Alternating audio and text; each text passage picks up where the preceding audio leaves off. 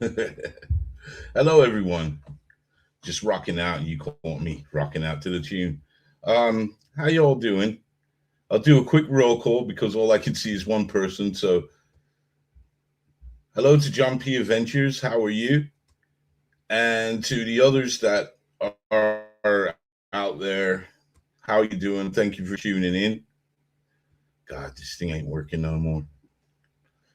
There we go. Got it. I just had it. So, anyways, we've got a different kind of show that we normally do because as some of you do know that I'm into sort of a lot of different things. And I found this gentleman very interesting, Mr. Dick Larson. We had a chat, and I just found him very interesting and what he has to say and everything. So, what I am saying to you guys, if you do have any questions, please save them till the end. But in case you're not familiar with Benjamin Creme, the Maitreya, the Age of Aquarius, like I'm not. I'm only familiar with one thing, and that is the Maitreya. And I hope we're going to have a great conversation about this. But for you guys who ain't familiar, we'll have a quick look, and then I'm going to bring on our guest, Mr. Dick Larson's. So let's get this up. And so here, this is just a little insight.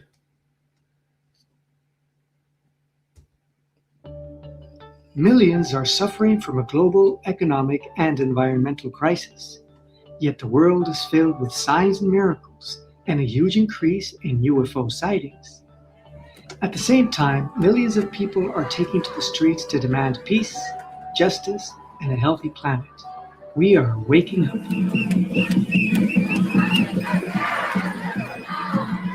Are these signs of a new time? According to author and futurist Benjamin Creme, yes indeed. And this time can really be seen as a time in which we are experiencing the birth pangs of a new civilization. For over 40 years, British painter and author Benjamin Creme traveled the world, sharing an extraordinary message of hope. And Benjamin Creme is not the sort of evangelist who tries to get you to send him a check. For years now, our next guest has been spreading the very controversial yet exciting message that Christ has already returned.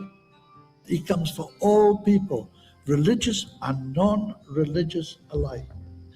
He wishes really only to be called the teacher, because that's what he is. As an author and international speaker, futurist Benjamin Creme told audiences worldwide of the emergence of Maitreya, the world's teacher.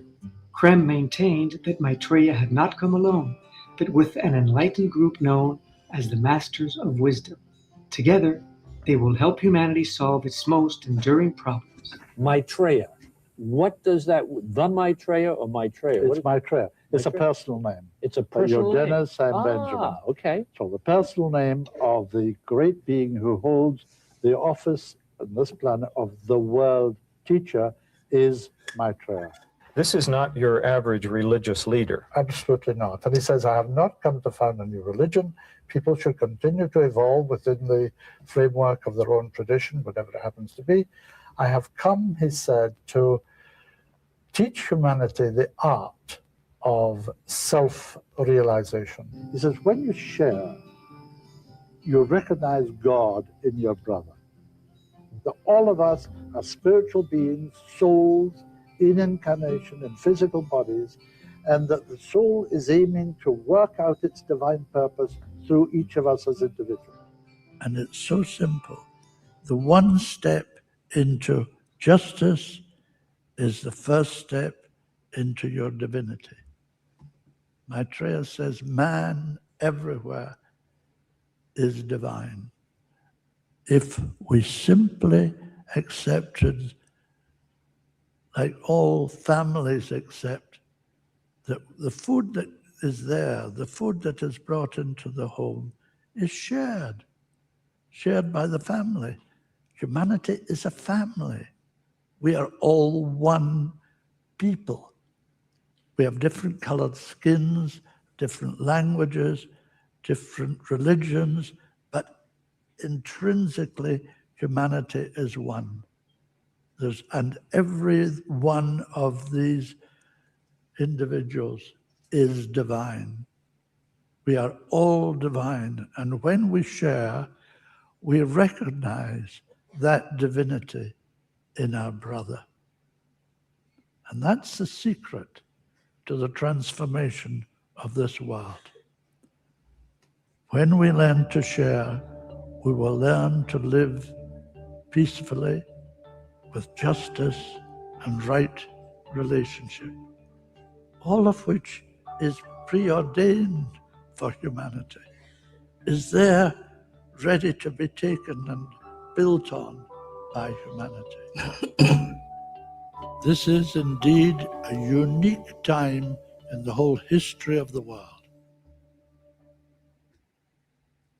So that was Benjamin Creme talking. But now, guys, I'm going to bring you. We're honored to have Mr. Dick Larson, and he will be talking about the teachings of Benjamin Creme, the Maitreya, and what the future holds for our humanity. And there may be some talk of UFOs. There may be. But without any further ado, may I present to you Mr. Dick Larson. Give it up for Dick Larson, man. Hey, hi, welcome. It's good to be on your show. It's good to have you, man. Thank you for coming. So that's a lot to unpack here now. Yeah, it is. The heart of what we want to unpack is what you said, the future. What's the future hold for us? And that includes the work of the Space Brothers, the UFOs that you mentioned. We'll definitely talk a little bit about them. But first we want to talk about Benjamin Creme and his travels around the world for over 40 years. I've known Benjamin Creme. I knew him. He passed away in his 90s. I think it was around 2009 when he passed away.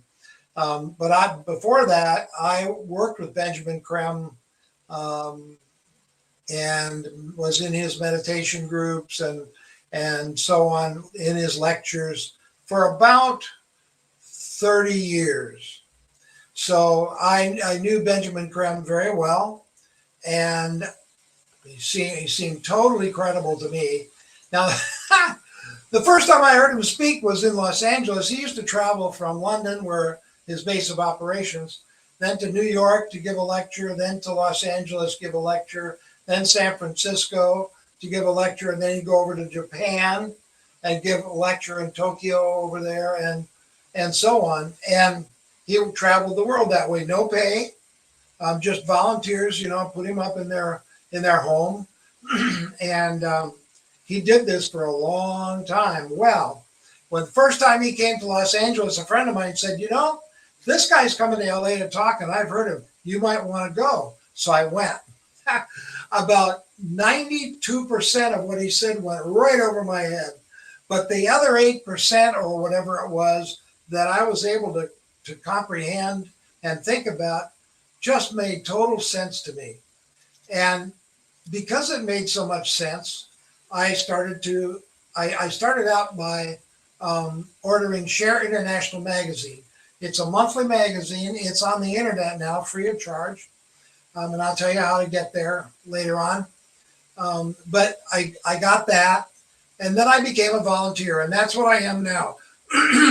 There are a few thousand of us Share International volunteers around the world getting out the information that Benjamin Creme gave out. Probably not quite as well as he did it, but we do our best. And so that's why I'm here, is to talk about that. Now, he also spent some time with the Space Brothers and Sisters, our UFO friends. He worked with them for over a decade with George Adamski, who you may or may not have heard of. He was the first guy to really reveal some of the truths about the UFOs and what they're doing and how long they've been around. So I also have information about that from Benjamin Creme. Now, here's the thing. A couple things I want your audience to know right off the bat. Number one, please don't believe anything I say, because that would be blind belief. And I can't recommend that to anybody. I'm not here to convince you that what I say is true, only to give out my information and you take parts of it for whatever it's worth. And I hope there's some value in it for you. Second thing I want you to know is please try to keep an open mind, which is challenging because we all grew up with our own belief systems and so on. And so I'm asking you not to believe what I say, but just to consider it as a possibility. And the other thing I want your audience to know is that Benjamin Creme worked closely with a senior member of our spiritual kingdom. And that master of wisdom, they're called, provided him with extraordinary information. And that's the information that Benjamin Creme gave out, some of which I'm going to give out now. So these masters now, Yes. what would they be interpreted as? Could they be interpreted as aliens? Could they be interpreted demons, gods? Well, if you saw one, you might think they were a god because they're all knowledgeable and they're not subject to the matter and laws of our planet like gravity. They're capable of mental telepathy. They are the senior members of our spiritual kingdom. So when people die, their souls go to heaven and they are in our spiritual kingdom. But there are men and women who went ahead of us in evolution and became over thousands and thousands of lifetimes, like we are having, became perfect human beings, perfected. The planet Earth had nothing more to teach them. And so then they didn't need to take a body and come back anymore. They became permanent souls, permanent consciousness. And they reside, these masters of wisdom are people that we knew like Buddha, Krishna, Jesus, Mary, the mother of Jesus, John, Paul, Ringo. No, not Ringo. Just kidding. Joan of Arc is one of the great masters now.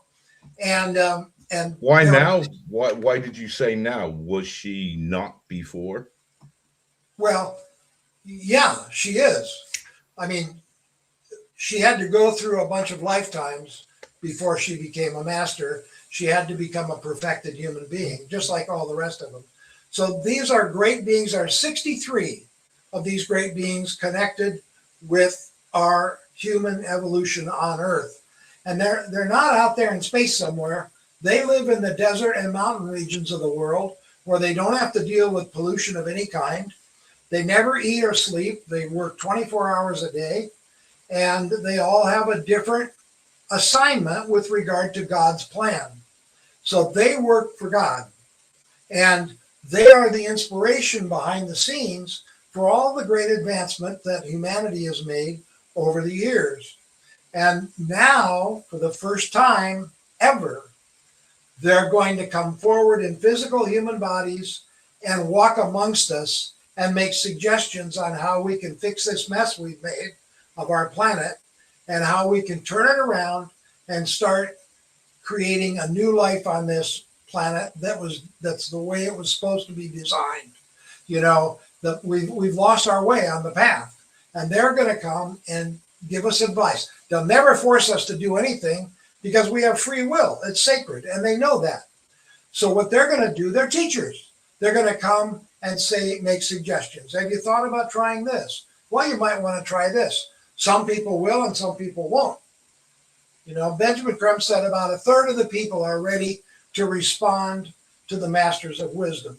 One of the masters of wisdom that is back on the planet, my information is, don't believe me, one of the masters that's in a physical body on the planet lives in Rome, the outskirts of Rome, and that is the Master Jesus. He's back. It's not going to be the end of the world, and we'll talk about why not when we talk about the UFOs. But he's back, And his job, as I understand it, is to become the head of the Christian church on this planet. There'll be no more popes. He will take his rightful place in St. Peter's throne, symbolically, over the Christian church worldwide, and get the Christian church back on track. All the major religions have lost their way. Too much man-made dogma, man-made rules, and so on. That's his job. The leader of the Masters of Wisdom, his name you said, his name is Maitreya, Maitreya. And Maitreya lives on the outskirts of London, in the Asian community of London. He's not Asian. He represents everybody on the planet, all races. And he travels around the world and appears to people. But see, the masters travel by thought. So they can appear in 12 places at once if they want to. And they can appear as a child, an adult, an African American, a European American, an Asian. They can appear in any way they want to. And they've been appearing to people. Sometimes they speak, sometimes they don't. And if somebody thought they saw a master, they would write to Benjamin Creme, who's the editor of Share International magazine, and he would ask his master, the master of wisdom that he was in contact with, if it was a real experience of a master of wisdom. And if it was, which master was it? And then if it was true, he would publish that letter in Share International magazine. And at the very bottom of the letter, he'd say which master of wisdom they experienced. So it's been real interesting, because a whole lot of people over the last 30 years have had tremendous experiences with the masters of wisdom. I've had several that have been verified by Benjamin Creme's master, and I'd be happy to share those at some point. But here's the point. Maitreya will be the first master of wisdom to come forward openly to humanity. He's waiting for the best time to do that, when the most people possible will be receptive to him. So that's going to be Benjamin a long time. Yeah. No, I was just going to say that'd be a long time, because now. Well, no. I have to put the spin on this, because we come with the Maitreya. I also know about the Maitreya.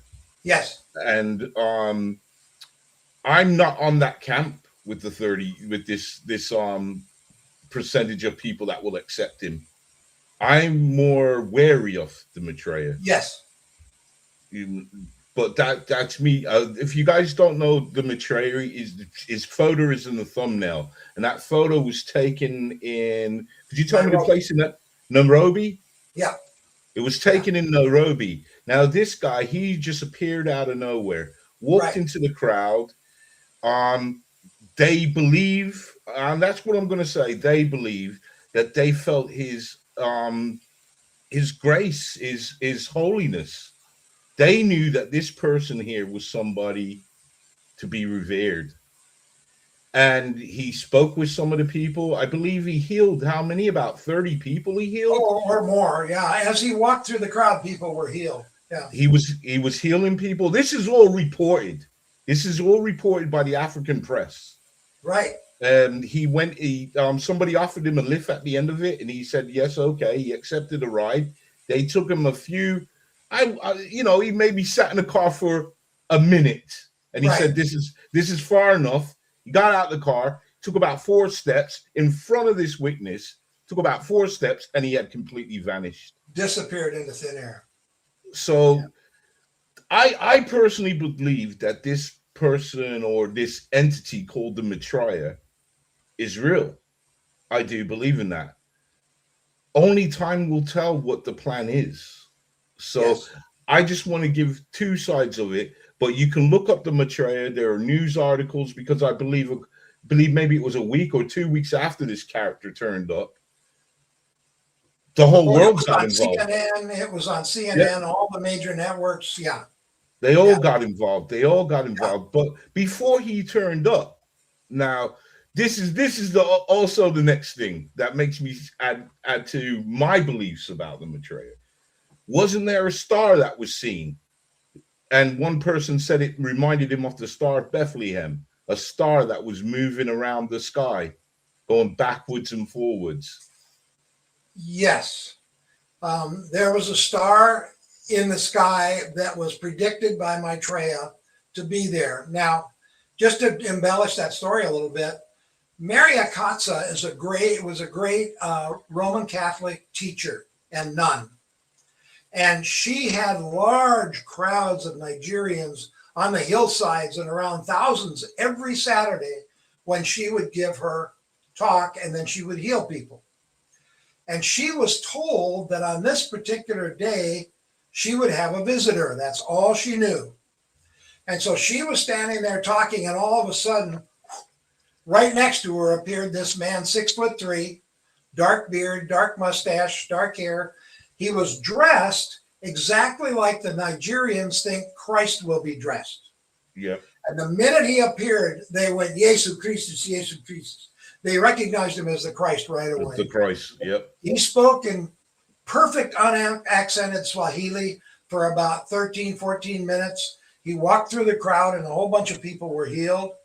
And then a man, I think he was a physician, came up and said, he said, I'm going to leave now. And the man said, can I give you a ride?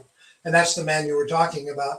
It turned out that the editor for the Kenyan Times was there when this happened, and he took the photos that were published in the paper and wrote the big article, and the headline of the article was, did Jesus appear in Nairobi?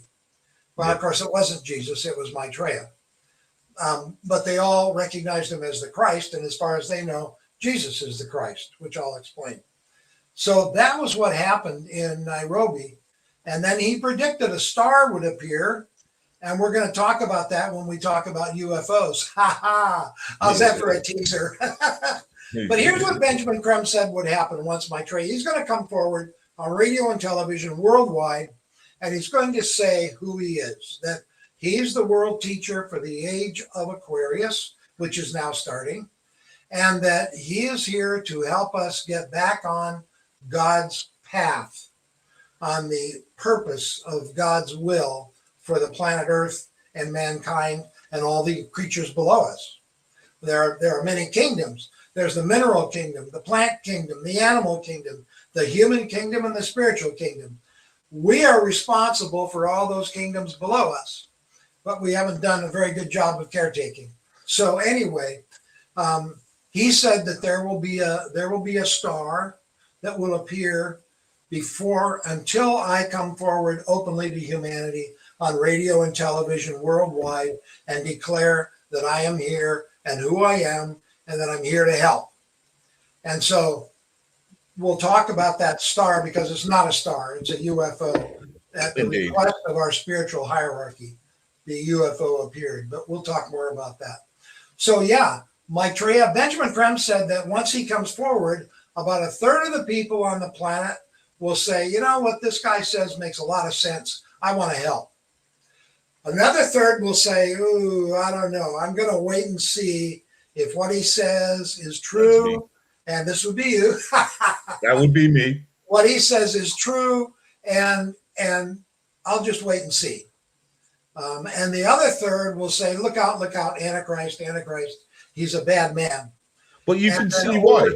You can see why, though, because if you follow the prophecies, everything the prophecy says about the Antichrist, the Maitreya fits the bill. I don't want to be bad to you, but you obviously know the prophecies about the Antichrist. Yes. And he's going to be classed as a teacher. He's going to be introduced to. He's not going to be anybody of power, of anybody of note, but he will have a solution to a problem, and he will be introduced by somebody big. Well, his power. Oh, okay. You're talking about the Antichrist. Yeah. Doesn't that sound like the Maitreya as well? Well, there are a lot of misunderstandings about the Antichrist. So let's talk about the Antichrist for a minute. Okay. The Antichrist, now, what Benjamin Creme taught was something called the ageless wisdom teachings. The ageless wisdom has been taught by other people before Benjamin Creme. It's an ancient living philosophy about life as we're living it, that's been passed down verbally over the eons, and then finally put in writing by people like Alice A. Bailey, who wrote about 20 books in the 1930s and 1940s and during World War II.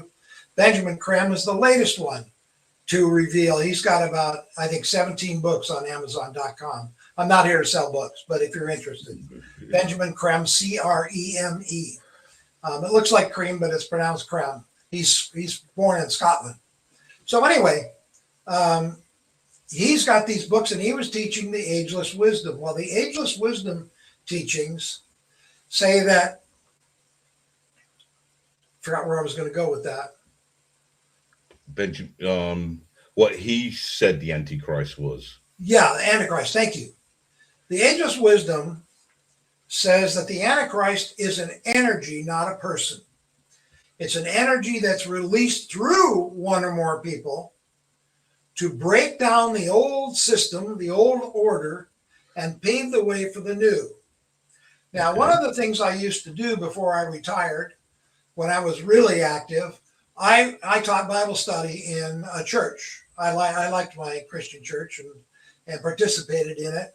Now I've studied the other world religions, and I'm just kind of involved in all of them. But I taught adult Bible study, and I had several study Bibles that have footnotes, at the bottom with what the verses mean and so on, as determined by experts in biblical history. Or is that somebody else?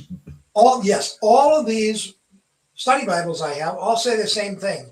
If you look in the book of Revelations, where it says the beast 666, at the bottom in the footnotes, it says 666. This is numerology. Each letter in the alphabet had a number. 666 are the total numbers in the name Caesar Nero. Nero was the Antichrist. And if you'll recall, if you know anything about him, he was incredibly evil. He killed Christians left and right. And he destroyed the Roman Empire. There's an old saying, Nero fiddled while Rome burned. Yeah, he did. He destroyed the Roman Empire and paved the way for Christendom. And that's exactly what the Antichrist energy does. Now, here's the good news. Again, don't believe me, but just consider it. The Antichrist for our time has come and gone. If you think about it, you know who it was. It was Hitler. Hitler and Mussolini and a couple Japanese generals. The Antichrist energy was released through them. Hitler did everything that the Antichrist is supposed to do. Tried to conquer the world. Killed millions and millions of people. Was incredibly evil. He was the Antichrist, and he was defeated. They were all three defeated by the Allied powers. The Axis powers were defeated. The Allied powers literally saved the world from the Antichrist. Well, the idea was that the Antichrist would break up the tensions of the old world and pave the way for the masters to come forward. See, the masters are omniscient. They know how it's all going to end up. They just don't know the steps in between all the way. Why? Because humanity has free will. They're never quite sure what we're going to do. So here's what happened. After the war, they weren't counting on this. We started the Cold War. And that just put everything back on hold for a while. And the masters couldn't come forward when they wanted. They wanted to come forward right after World War II, because that was the idea of releasing the Antichrist energy. Now, the Antichrist energy will be released one more time, I am told. That's my information. And that will be in about 3,000 years. And that battle will be fought on the mental levels, not on the physical levels. And then the Antichrist will be done, be gone, and will never come back to planet Earth. So that's the story of the Antichrist according to the Ageless Wisdom teachings. Again, you don't have to believe me, but just consider it. Maitreya isn't evil. He doesn't kill people. He doesn't want to conquer the world. Matter of fact, he says, don't follow me. Just listen to what I have to say, listen to my teachings, and if you think they're true, you act on them. That's all I want you to do. Take action. What about the wolf in sheep's clothing? I mean, if I, Sure. to be fair, if I was the Antichrist, I would tell Yeah. you I'm not. It's like that question. You know, I was watching a movie today, and this woman got into the car with this guy, and he goes, she turned to him, and said, I'll let you give me a lift as long as you tell me you're not a psychopath. And the guy looked at her, and he said, well, if I was a psychopath, I would tell you I'm not. You Right. get what I'm trying to say? Of course. And that'll be the third that'll think he's the Antichrist. And that'll happen. But you see, the tree is known by its fruit. And over time, people will start to realize like he's not doing anything bad. Everything he says turns out to be true. And he's helping a lot of people. So people will slowly but surely start to realize that he's here to help. Whether they believe he's Maitreya, the world teacher for the Age of Aquarius, maybe not. But they'll notice that he's here to help. And that will start the ball rolling. That 1/3 of people that will accept him and want to take action on his teachings, that 1/3 is enough of a critical mass to start turning this planet around. Oh, yeah. And then it'll just continue from there. So we don't have to worry about the people that'll call him the Antichrist. I'll tell you who will have the toughest time with him. The people that will have the toughest time with him will be the ultra conservatives in religion, every religion. Or the atheists. Yeah. Atheists don't really believe anything, though. That's so they right. don't even believe in the Antichrist. That's right. So that's where the biggest problem is. Yeah, well, the conservatives in religion, the conservatives in finance will have a big problem with him, and the conservatives in government will have a big problem with him. Yeah. So those are the people that, they're really comfortable in their powerful positions right now. They like it. They know how the system works. They know how to work the system. They don't want anything to change, but it's going to, because when he comes forward, he's going to teach us the things that need to change. There's new energies coming from Aquarius, that huge constellation up in the sky is now in alignment with planet Earth and is beaming its powerful energies to us. And those are the energies of cooperation and synthesis.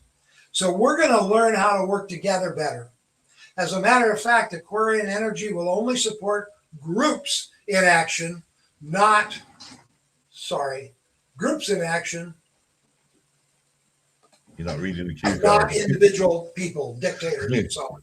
I had a pop-up come up on my screen, made me crazy. Them damn pop-ups. So yeah, that's the story. Now he's going to come forward first, and then there are 14 masters right now on the ground in physical bodies. Not all of them in the Himalayas and desert are in physical bodies.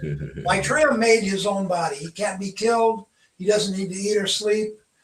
He can appear wherever he wants to. They travel by thought. He can appear wherever he wants to, and talk to people and meet them. He carries the love of God in his being, and yet he can shake your hand and not zap you to death. I just want to say to you, the viewers, right?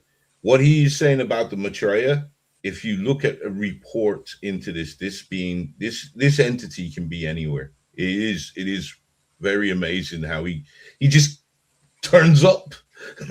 He just pops up, and then as quickly as he shows up, he's gone again. There have been reports. That's the only one that I know in Africa where they've caught pictures of him, but there are lots of reports of the Maitreya. Yes. This entity being him. So what Dick is saying, it may sound so really far-fetched and wild, but if you look at the reports, there's no records of him entering countries. There's nothing, but yet he's there. There's people that have given reports that he's there to newspapers, to credible news sources as well, I might add. Years ago, I was going to graduate school, and I was walking across the campus in Los Angeles towards the parking lot, and two boys were walking towards me, young college boys, towards me on the sidewalk. And I looked up just at the last minute, and right between their shoulders, I saw this young woman walking right behind them. She looked to be about 19 years old, shoulder length brown hair. And she just kind of gave me what I would call a Mona Lisa smile, kind of a little smile. Oh, my heart just jumped for joy. All of a sudden, I was so happy, and I had no reason to be that happy. And I thought, man, I wish I could make people that happy by smiling at them like she did. And I turned around to see her, and she wasn't there anymore. She was gone. So I wrote to Benjamin Creme, and he published my letter, and he said the little girl was Maitreya. And that's how Maitreya and the masters work. They'll just appear. They don't have to talk to you. They just appear. I was driving in my car right about sunset to go home from a meditation group I was in, stopped at a red light. I looked over, there was a bus bench on the other side of the street, and there was this homeless man in a filthy tan coat with a gray beard and mustache, slouched over like this. His hair was kind of a mess. And he looked up at me like this. And my very first thought was, that guy is looking right through me. And then the light turned green and I drove on. Well, one of the ways you know you've seen a master, you can't get him out of your mind. I kept thinking about him and thinking about him. Finally, I wrote to Benjamin Creme. The homeless man on the bench was the Master Jesus. And that's just there's something in the eyes that's really special. There's all of a sudden you feel this love in you that you have no reason to. You're happier than you should be at that point. There's all kinds of ways they disappear. You look back and they're gone.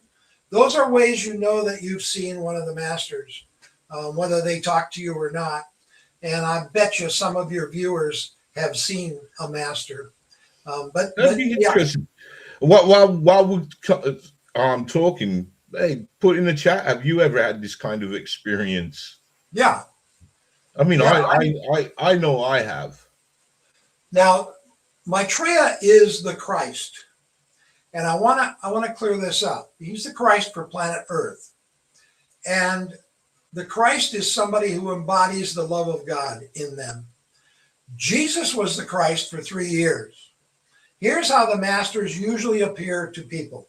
They send one of their very senior disciples into the world, and the disciple volunteers, knowing that they're going to give out the teachings of the master. And that happened with Prince Gautama. Prince Gautama agreed to give out the Buddha's teachings. He grew up. When he reached a certain age, the Buddha put his consciousness in Prince Gautama. So when Gautama talked, he was giving out the Buddha's teachings. So he became known as Gautama Buddha. He wasn't the Buddha. He was Prince Gautama, but he was giving out the Buddha's teachings. Same thing happened with Jesus. And Jesus will explain this when he comes forward. He volunteered to do this for Maitreya the Christ. And so he was born just like a normal person. He grew up. Now at age 13, that's when your soul starts to grip your body. That's why it's no accident that at age 13, he was in the temples teaching, because all of a sudden he was responding to his soul. Well, anyway, from the time of his baptism in the River Jordan till the time of his crucifixion, he was overshadowed. Christ put his consciousness in Jesus, and Jesus, who could have given out his own great teachings, he gave out the teachings of the Christ, of Maitreya. And so he taught the Christ's teachings and became known as Jesus the Christ. He wasn't the Christ, and he knew he wasn't. Now, he had one more lifetime after that, and then he became a master of wisdom. See, that very senior master of wisdom. So let's break this down now. So what you're saying is that the Maitreya was supposed to be crucified, but the Christ said, wait there. Yahweh said, wait there. I'll do it myself. No, Jesus volunteered to go be crucified and die and rise again. That he did it to give out Maitreya's teachings. Maitreya wasn't supposed to die on the cross. Jesus was. And Jesus knew that. I mean, it was a tremendous sacrifice made by Jesus to do this, to live this lifetime. Unbelievable sacrifice. And yet he did it to give out the Christ teachings, the main one being love and forgiveness. And we haven't done a very good job with the teaching of love, but we'll improve on that as time goes on, I'm sure. It's Here's hard. the thing. It's hard. It's hard, man. It's The hard. Buddha, yes, it is hard. The Buddha came to teach the wisdom of God. Jesus came to teach the love of God. Maitreya comes to teach God's will and the purpose behind that will. So we've been trying to figure out what God's will is so we could do it. Okay. We're finally going to find out for sure what it is. So we never had the teachings of God's will through people like Noah, no, not Noah, Moses, Benjamin. Well, they indicated God's will by their actions. Well, But they even didn't Moses, teach. Moses allegedly came down with commandments. Is that not God's will? They were guide stones. They were guide marks for humanity's behavior. See, at that time, humanity didn't have a very big mind. We didn't think a lot. We weren't educated. So everybody just listened to what the priest said, and what the priest said was true. The only people that were educated were priests and tax collectors. And so when Moses came down, there were very simple commandments, very simple directives that people could understand. Don't kill. That was one. And so on. Don't steal. That wasn't one. That was lost in translation. Thou shalt not kill. Thou shalt not kill wasn't what it actually said. It actually said thou shalt not murder, but they didn't have a word that translated to murder, so they just put killing. That's right. They had a very simple language back then. But those were guideposts. That wasn't God's will. It goes way beyond those simple teachings. Yeah. So why see?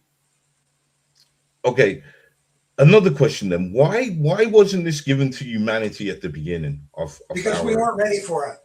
We weren't ready to be able to do it, to demonstrate it. And, as the student, the teacher appears when the student is ready. That's the old saying. And the student, we weren't ready then. We weren't ready in Jesus' time. We were ready to think about love and maybe do our best, but the will of God was way beyond us. And so, we were such a simple humanity back then that we weren't ready for that. Now, Maitreya has said, through Benjamin Creme, has said, humanity, even if it doesn't look like it, humanity is ready for my teachings, for their next round of teachings to advance humanity, to help us evolve, to help us create a wonderful place on this planet Earth. So, you don't have to believe in Maitreya, just stick around, and sooner or later he's going to appear, and then you can make up your own mind.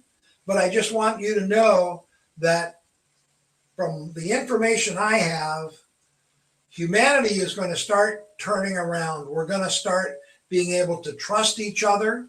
I hope so, man. Yeah. Trust comes from everybody having their needs met, not their wants, but their needs met. And sharing will accomplish that. You see, the sharing he's talking about is nations sharing their excess production with other nations who need it and can't produce it.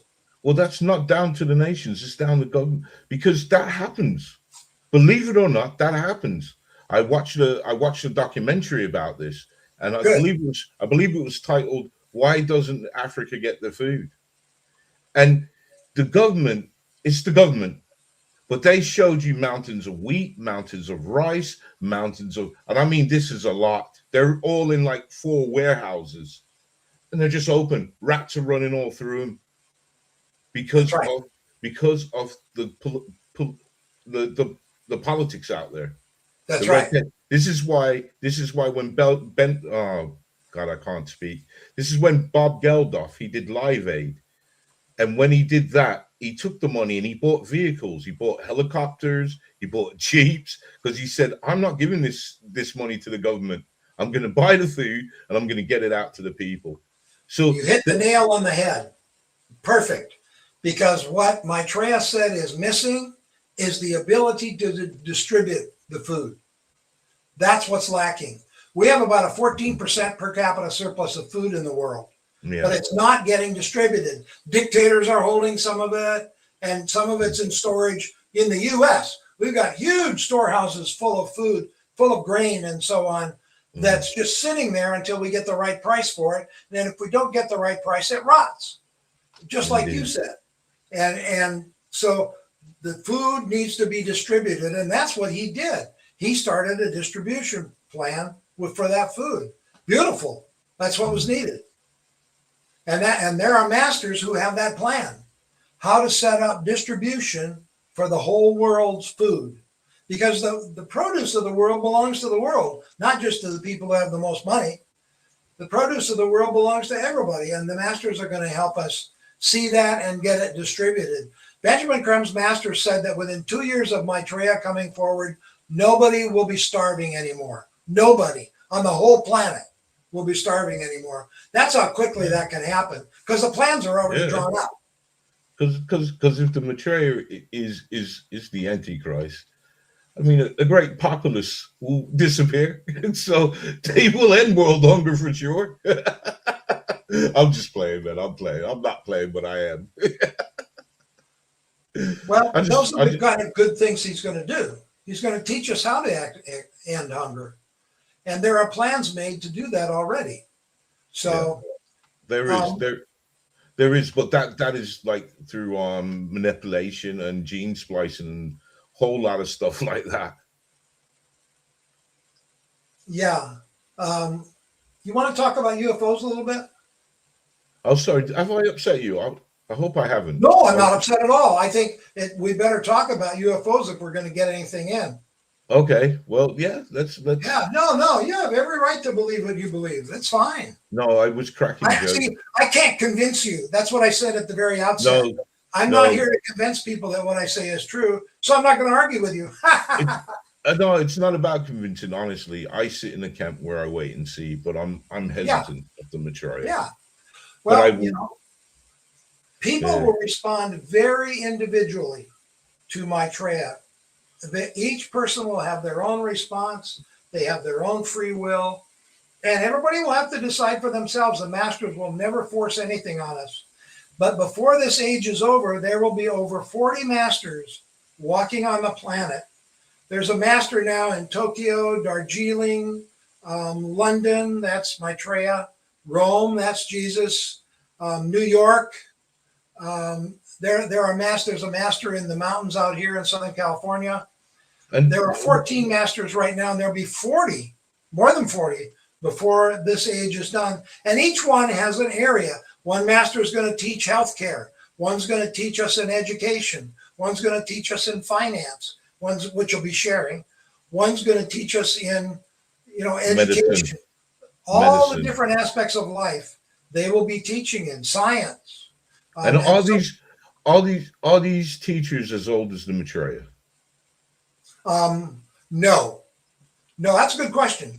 Maitreya and the Buddha are brothers. They were the first two human beings on earth to graduate into the spiritual kingdom, to go through all their lifetimes, learn all the lessons that planet Earth has to teach, and become masters. Maitreya and the Buddha were the first two. They're the senior ones. Jesus was right behind them. Yeah. And oh man, I mean, you just can't. Benjamin Creme said nobody can understand the power of Maitreya. When he comes forward and speaks to people on television, you will feel, he said, you'll feel the love of God in your heart like you've never felt it before. Trust the love of God. The Antichrist can't do that. Another thing that he said is that his lips won't move, but you'll hear his words in your head in whatever your native language is. Telepathy. He'll be talking to us telepathically in words that each of us, those with lesser education, can understand, those with more education. I mean, you can't imagine somebody that has this capability. And the third way you'll know it's him is that while he was speaking for 20, 30, 40 minutes, after he's done, there'll be press reports from around the world that while he was speaking, thousands and thousands of people were miraculously healed. And in those three ways, you'll know that this is Maitreya, and you can either follow his suggestions or not.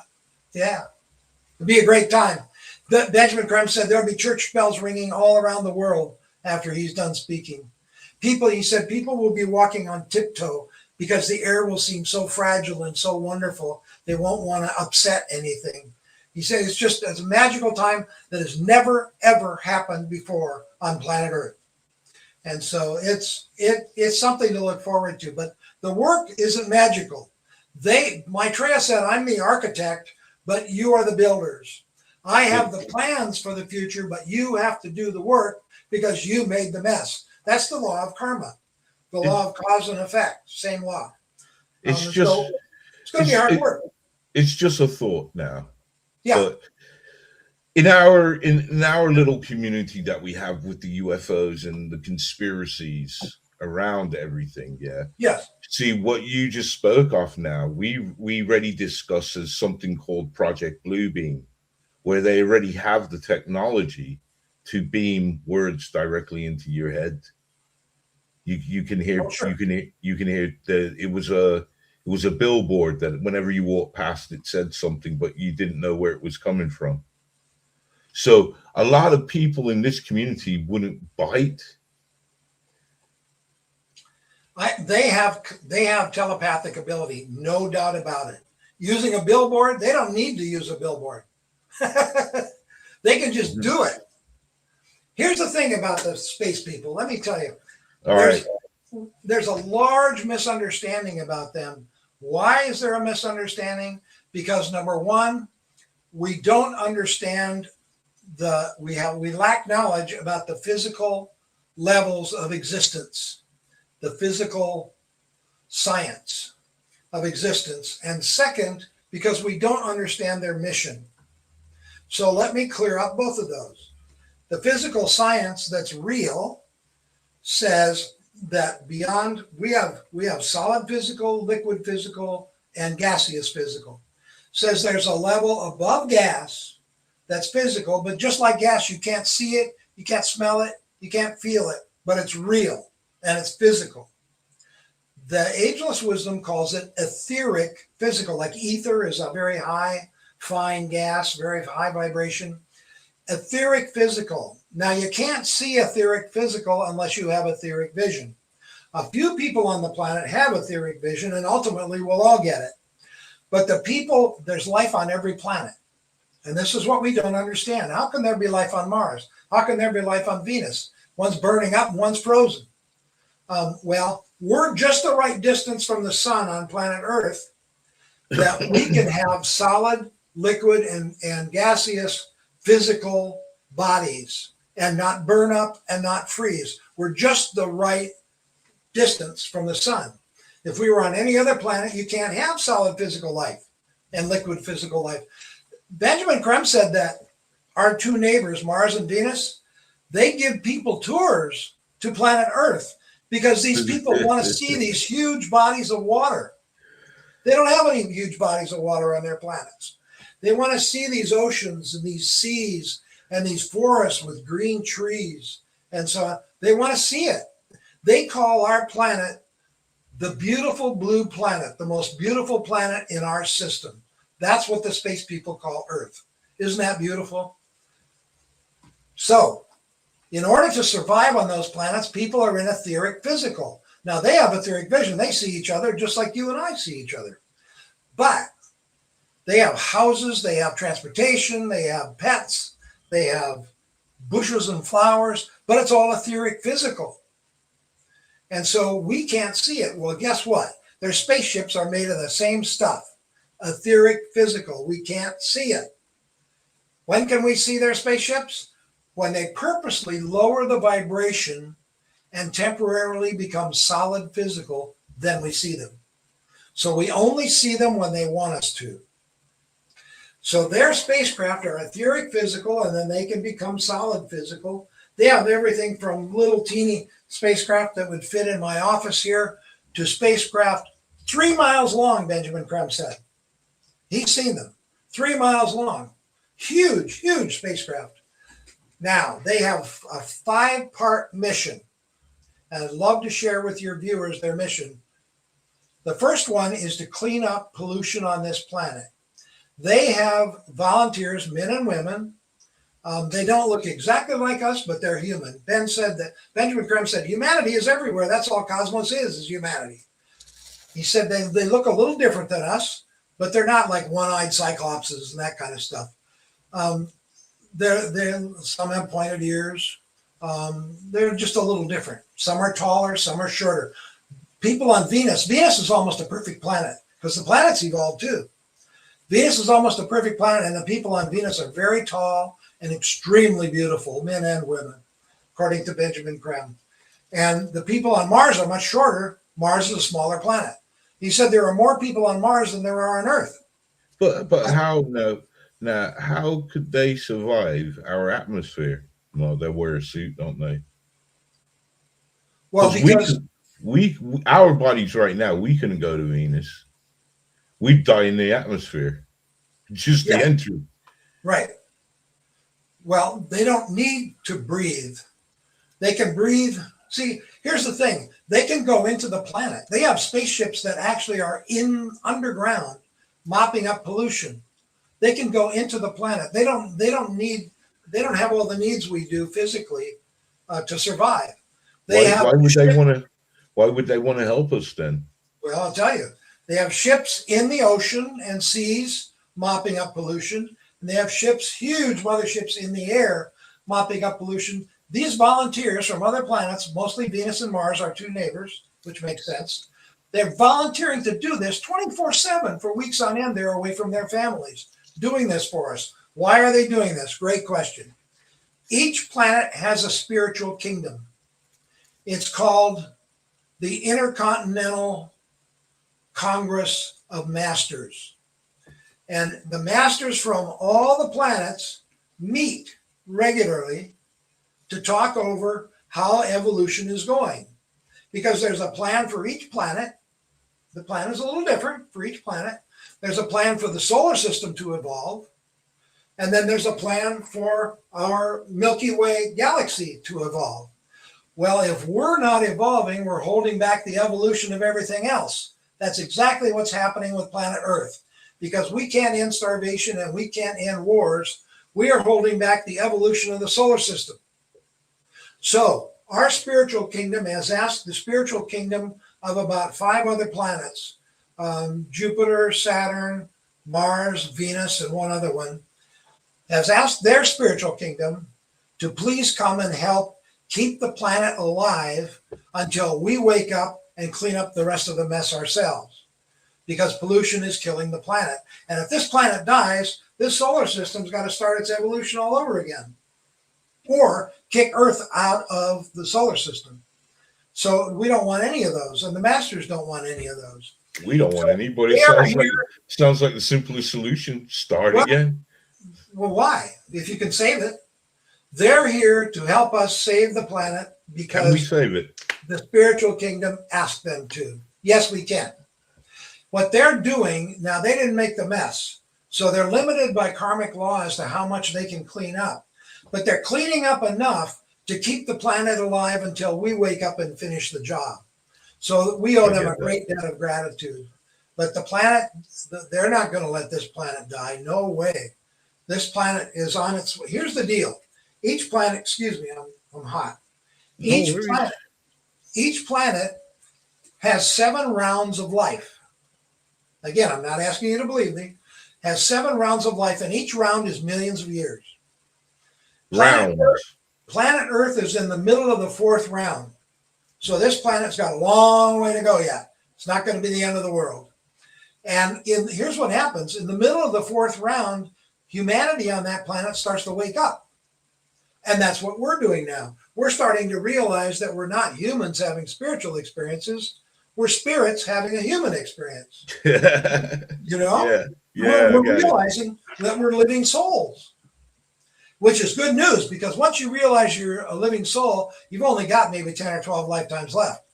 You're at the end of you're coming down the stretch of being a human being, and then you can graduate and become a master. We're all going to be masters eventually.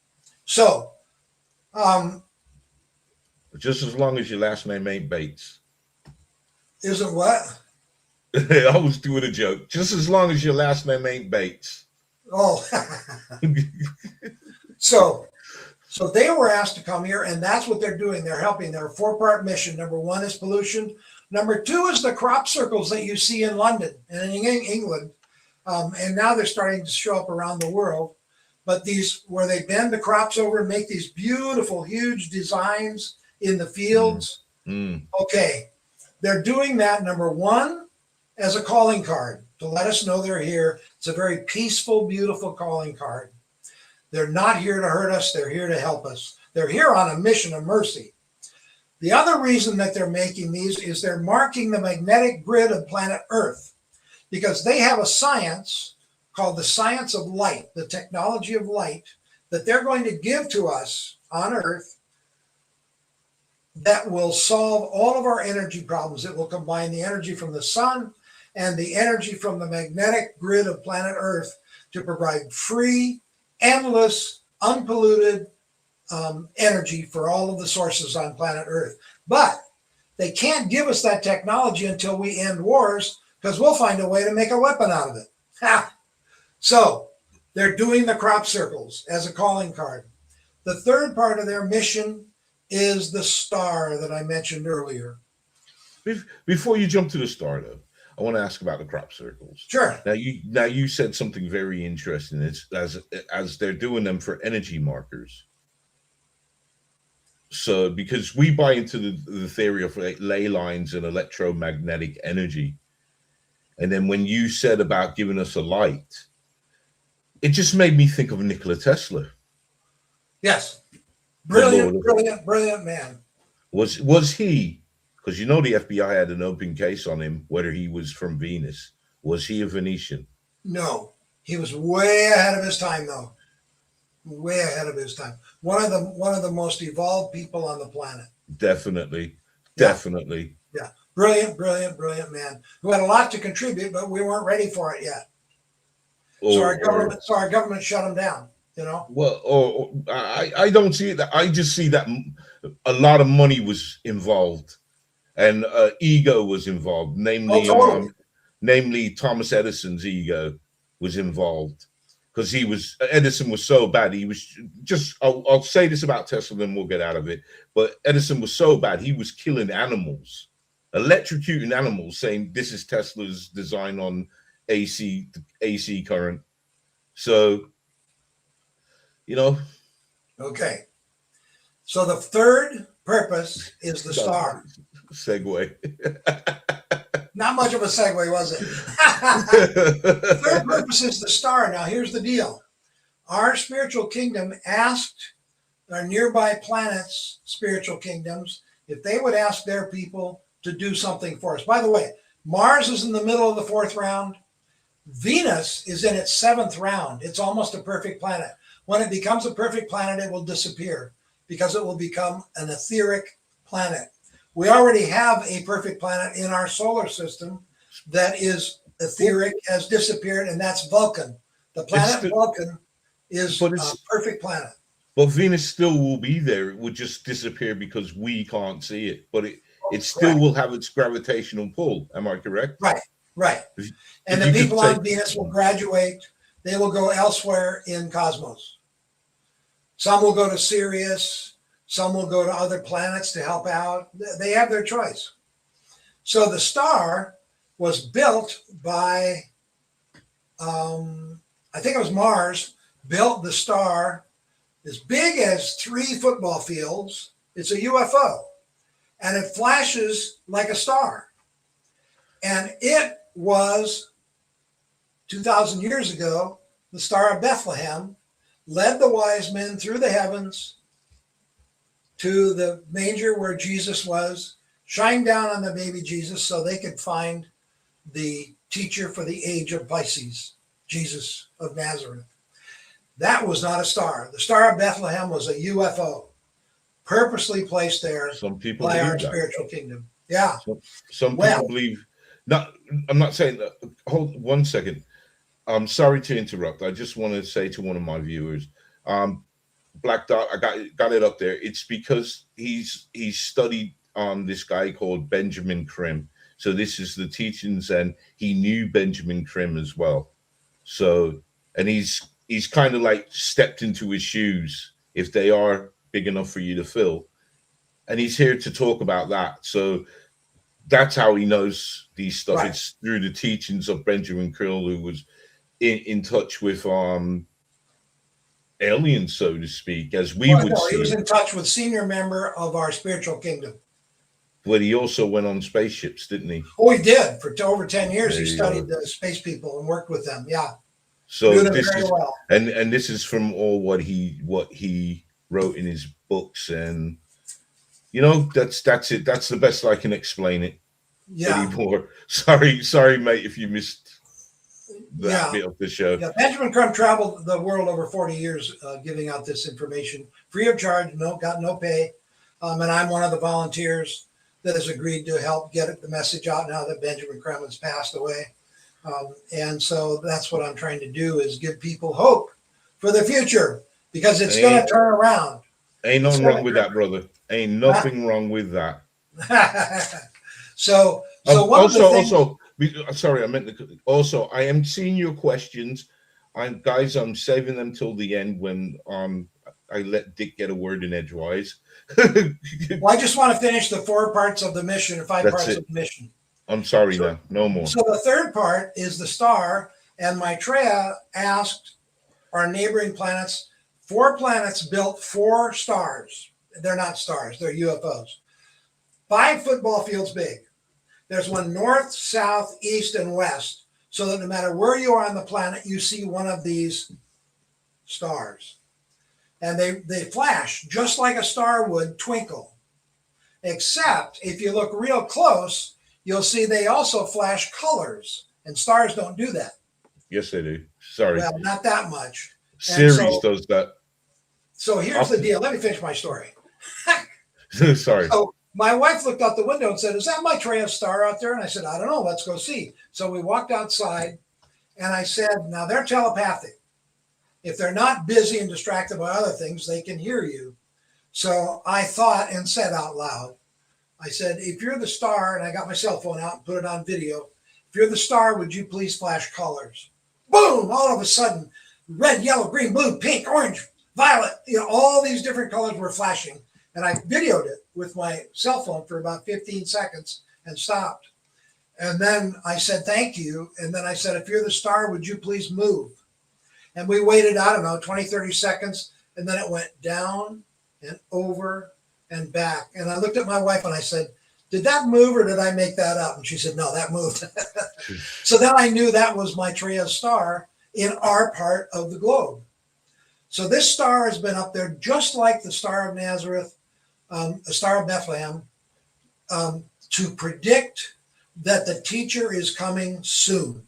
And as soon as Maitreya comes forward openly to the world on television and radio, the stars will disappear. They'll go back home to their planets. But in the meantime, they're up there.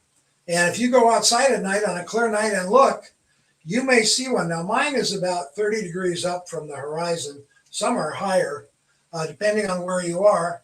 If you see one and you see it flashing colors, ask it to move, ask it to flash colors. Well, I don't even play with they will respond if they can.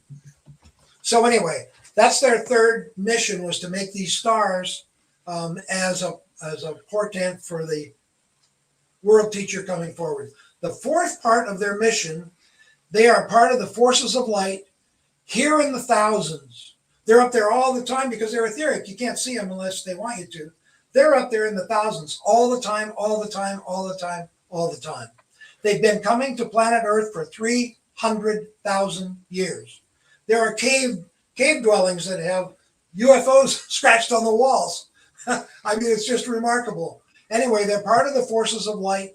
They're here to help the world teacher and the other masters come forward, the masters of wisdom come forward, and to teach us. Now, they will be introduced by Maitreya. They're not going to land on the White House lawn or anything like that. Maitreya is going to say, these are my space brothers. These are our space brothers and sisters. They're humanity. They're in our solar system. They're here to help. They're going to be teaching science, and they're going to give us that technology of light that I spoke about earlier, and doing other things. They're going to play a big part in turning this planet around as teachers. as teachers, and they'll come out of their ships and walk around. They could be in their physical bodies temporarily, and we'll see them. We'll stand with them. We'll shake their hand. And so that's the fourth mission of the UFOs, and the fifth mission of the UFOs is to help teach us how to save the planet, how to save the oceans, how to save the forests, how to save the planet. They're great. They're inspired. Their technology is unbelievably beyond ours, and their knowledge. Benjamin Creme said that if you saw a person from Venus, which is in its seventh round, almost perfect, he said you would think they were a god because they're so knowledgeable and so wise. Now let me read you a news report. This is a news report from 1985. It appeared in U.S. newspapers and newspapers around the world. And here's what it said. It was revealed that during the 1960s, Pope John the 23rd, also known as the Good Pope, to whom thousands of miracles and healings were ascribed all over the world, had encounters with extraterrestrial beings. A well-documented encounter took place one evening, July 1961, at the Pope's summer residence of Castel Gandolfo in Italy. While in the garden, the Pope and one of his assistants, is his assistant that told the story. The Pope and one of his assistants saw an unusual craft in the sky. Quote, it was oval and had blue and amber flashing lights. The craft seemed to fly over our heads for a few minutes and then landed over the grass on the south end of the garden. A strange being came out of the craft. He looked human, except that he was surrounded by a golden light and had pointed ears. The Pope and I kneeled. Now, when the Pope kneels, the Pope identifies that being as sacred right away. The Pope kneeled. We didn't know what we were witnessing, but we knew that it was not from this world, so it should have been a celestial event. The Holy Father stood up and walked towards the being. The two of them spent 15 to 20 minutes together talking. It seemed they talked intensely. They did not call me, so I remained where I was and could not hear anything of the conversation. The being turned around and walked towards the craft and left right away. The Pope came towards me and said, the sons of God are everywhere. Sometimes we have difficulties in recognizing our own brothers. That was a quote from the Pope. That's why Benjamin Creme calls them space brothers and sisters. Aliens is a horrible name made up for them by the Western governments who want us to be afraid of them because they don't know what to do with them. But they're really humanity. They're our brothers and sisters, So I'm going to ask your opinion on this then. Sure. Do you think that all the sightings that we have are from the masters or these teachers? Or could there be some other planetary visit or some other explanation for this as well? Since there are thousands of spacecraft around our planet all the time and in it and on it, I would say that they're all, everything that we see that we can identify, unless we can identify it as something, is a true spacecraft. Yeah. They're all different shapes. See, they're etheric physical, so when they turn solid physical, they can take any shape they want. Some are shaped like a star for temporarily. Some are shaped like a cigar temporarily. Some are shaped round. Some are square. They can take any shape they want to. They even can look like a cloud. I sent you a photo of a red, huge spacecraft over a mountain. And it looked like a cloud, but Benjamin Creme's master said, no, that's a spacecraft. There are a lot of spacecraft that look like lenticular clouds, but they're spacecraft. So yeah, I would say almost all of them are spacecraft. My information is that none of them hurt us. None of them take people on board because you can't take a physical body onto a etheric spaceship. It's impossible. So that's my information. Benjamin Creme went on one. He went, but he went out of his body. Oh. You have to be evolved to a certain certain point to do that. Now, Benjamin Creme never made any statement about his spirituality or his level of evolution, but we all know he was very evolved. And he went out of his body. That's how he traveled. Yeah. Okay. Interesting, huh? He would lay down on his bed, and then his body would just be there in case anybody saw him, but he was gone. Middle of the night, usually. Yeah. Wouldn't some people say he had a dream then? That he got a dream? That he had a dream? Well, people can say whatever they want, can't they? Yeah. Yeah. I mean, you can't go by that, you know. I mean, I knew Benjamin Creme very well, and I've never met a more honest person in my life. I mean, the man never said anything to me that wasn't true, and he would always help. Go ahead. I'm not having a stab at his character. I'm not at all. And you did say I could ask you anything. Sure. So, I mean, like, sorry, I just seen a comment here, and it's the same. Yeah, ask me the questions. Ask me some of those questions. I've got them saved up for the end, but I just saw this comment, and it's the same as what I'm saying. The grays and abductions, they're solid 3D stuff.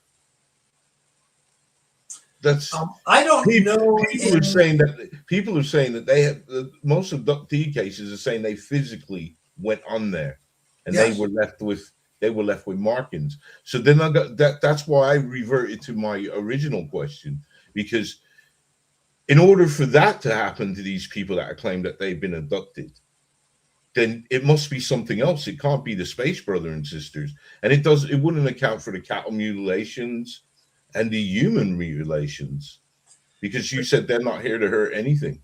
Right. The cattle mutilations and the human mutilations were done by the what do they call it? What do you call the government body that operates without knowledge of anybody? Black ops. They were done by black ops. I mean, even the president didn't know they were doing this.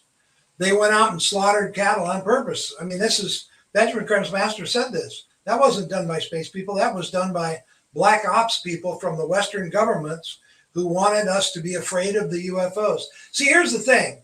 The government says they don't exist, and they say that they're harmful. Now, you can't have both. I mean, which one is it? No, I get you. Yeah. No, that was all black ops stuff. The people, too. I mean, it's the terrible, terrible tragedies that they caused just over concern of the UFOs.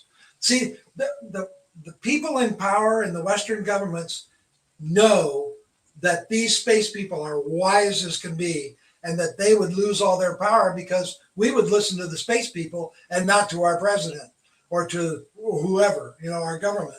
We'd listen to the space people. They'd lose all their power. They don't want that to happen. So they've been fighting that for, I don't know, since I was in the Air Force in the 60s. You know, they had Operation Blue Book. And it's been going on since then. Oh yeah, because we often talk about Blue Book. Sure. But we talk about Blue Book in not a nice manner, because it was set up in my opinion, from what I learned about Blue Book, it was set up on two fronts. One, as a major disinformation service, but Yes. two, to also hide the credible sightings, and because you know, I'm not going to go into it, but that's what it was. They knew there was visitations. But see, my question now back is to you now, considering all the other abductee accounts where they've been on ships, they've been experimented with, and these creatures they can see, and they give a description of the grays. Could that be something else here? Do you have any real close friends that are saying this? Sorry? Do you have any real close friends that are saying this? Saying that they've been abducted? Oh, hell Yeah. no. No. Okay. And I think the problem lies with this. I don't think that any of my friends would ever speak openly about something that happened, out of the fear of just being, you know, you got too high that night, or you drank too much, or something like that, you know? Well, my information, you're not going to like it, and the people listening aren't going to like it. My information is that those abductions and those markings of people never happened. That the government paid some people to do it, that some people dreamed while they were sleeping, and it was so realistic that when they woke up, they swore that it happened while they were asleep, and that some people just like attention. And the more they tell the story, the more exaggerated it gets, the more detailed it gets, and so on. My information is that these space, here's the thing, according to what I know and what Benjamin Creme said and what George Adamski said way back in the 50s, who was the first guy to really work with the space people, they will not allow any of their bad people on their planets to fly. They're not allowed to because they're afraid of this kind of stuff. So it may have gone on 200,000 years ago or even 1,000 years ago, but it's not going on now because they're not allowed to fly. So the evil people on those planets are not allowed entry to spacecraft. They're just not. And that's my information. My information is they're here to help. They're good people, and that will be proven once the masters come forward and introduce the space brothers and sisters to us. Yeah. But so my information, I can't go into any more detail than that. My information is that is not true, that people have not been taken aboard spacecraft and hurt or harmed or had needles stuck in them or anything else like that. They don't need to study us. They're advanced so far beyond us, they don't need to study us. They know all about us. See, I agree with you somewhat, because some of these cases that you hear, they're that far-fetched. But then you have some cases, they're very rare, and when you look at all the stories of the abductees, whether you believe them or not, but when you look at all the stories, there are about 5% of them that provide physical evidence. Okay. We looked into one case out in Brazil where the aliens came, and I'm sorry, I don't mean to say any, but that's how it was described. I'm telling the story. They came and they inserted something that every time he moves, the thing moves freely up and down, and he videotaped it, and you could see it. It was moving. And this video wasn't produced yesterday or 10 years ago. This video was like in the honestly, in the I think this discussion is a waste of time. It's all about conjecture and I have nothing more to add to it, and I'm your guest. I know, but I'm asking your opinion. I did say I just gave it. That it's a waste of time. Well, that it didn't happen. Oh. Yeah, and consequently, it's a waste of time because I'm not going to. That's the information I have. I can only give out the information I have. The information I have from Benjamin Creme and George Adamski is that doesn't happen, and that's the best I can do, because I have not had any direct experience of UFOs except for Maitreya star that I saw out the window. My wife saw out the window. Yeah, but I haven't had any UFO experiences, so I can't speak to that really. Oh, I just thought like you might have heard of these abduction stories and all that. And no, I have not. See, the thing is, I've seen a lot of stuff. I'm sure you have. So this is why I asked you this question, because I do believe in a phenomena. I do believe that. I believe about 5%, and there are probably a million of these stories, but I believe that 5% of this holds some salt. There's something there, and that's my take on it. Well, you have a right to believe that.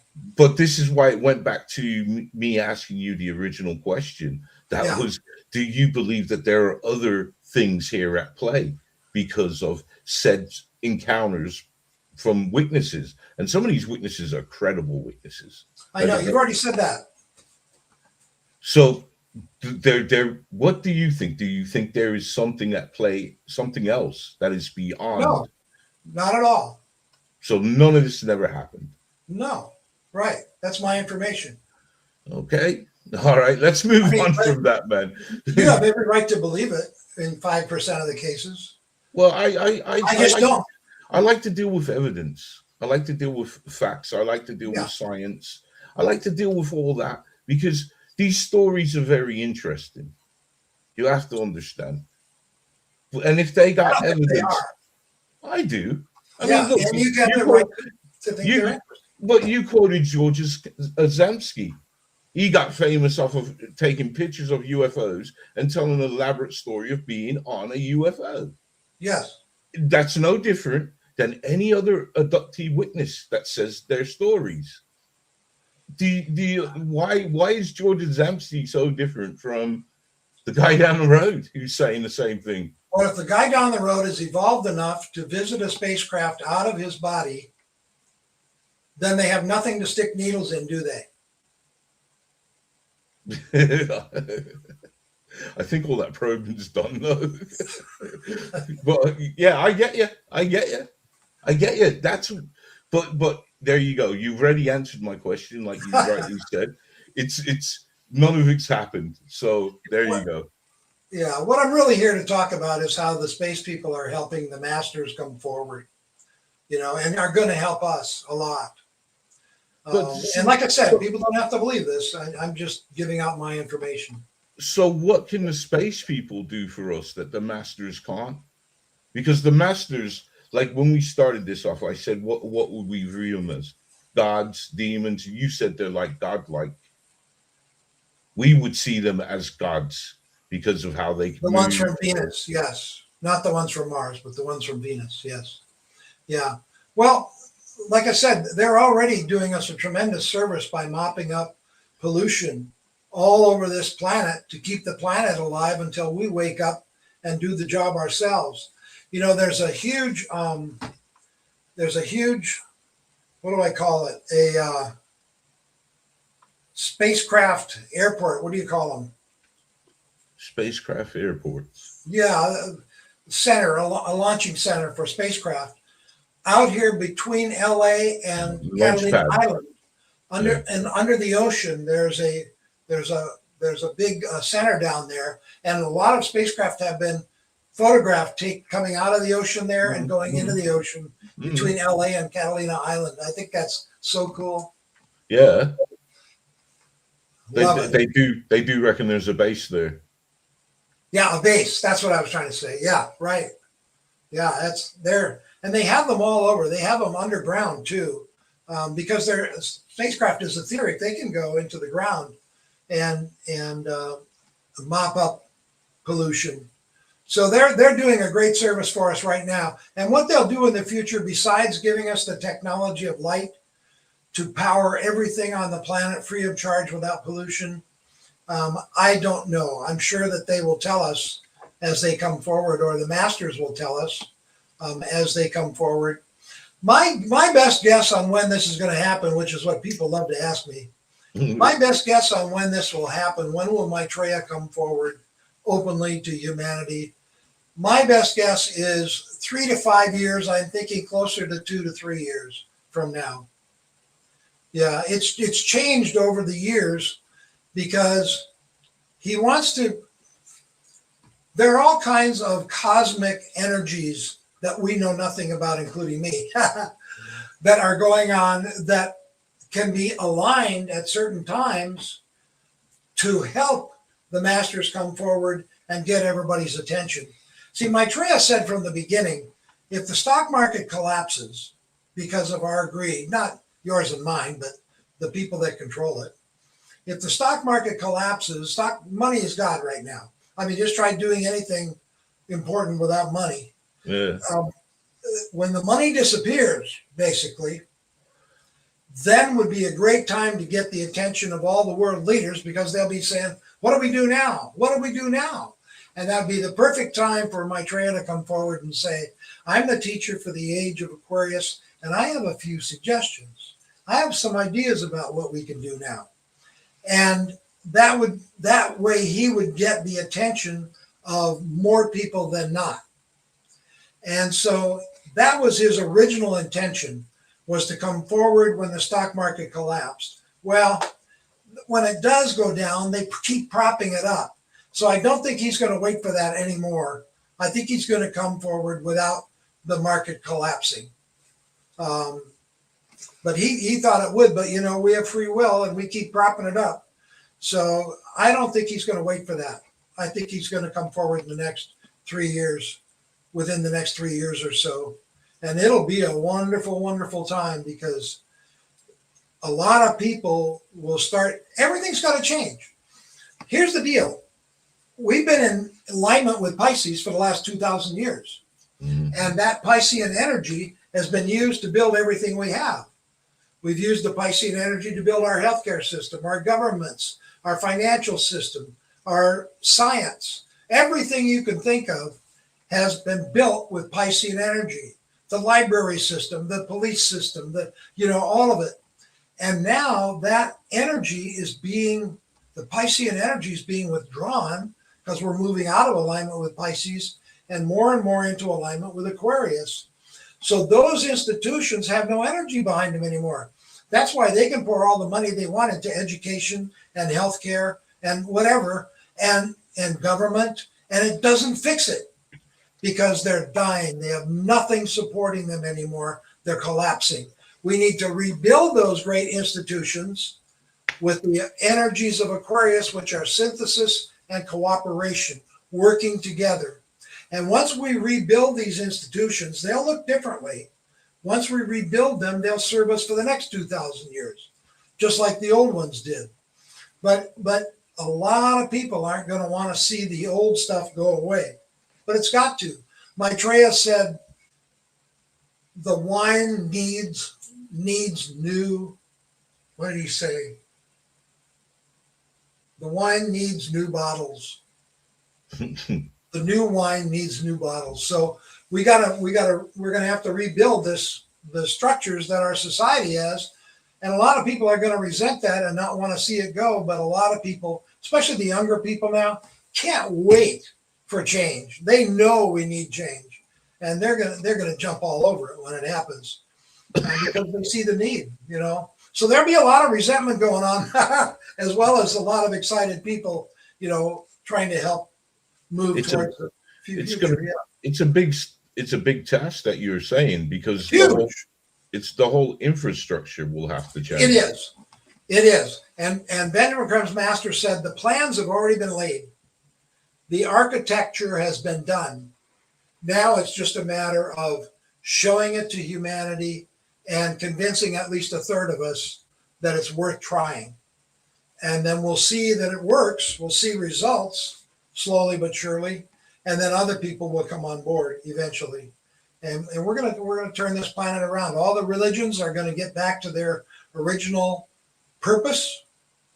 The Christian church was to teach and to heal.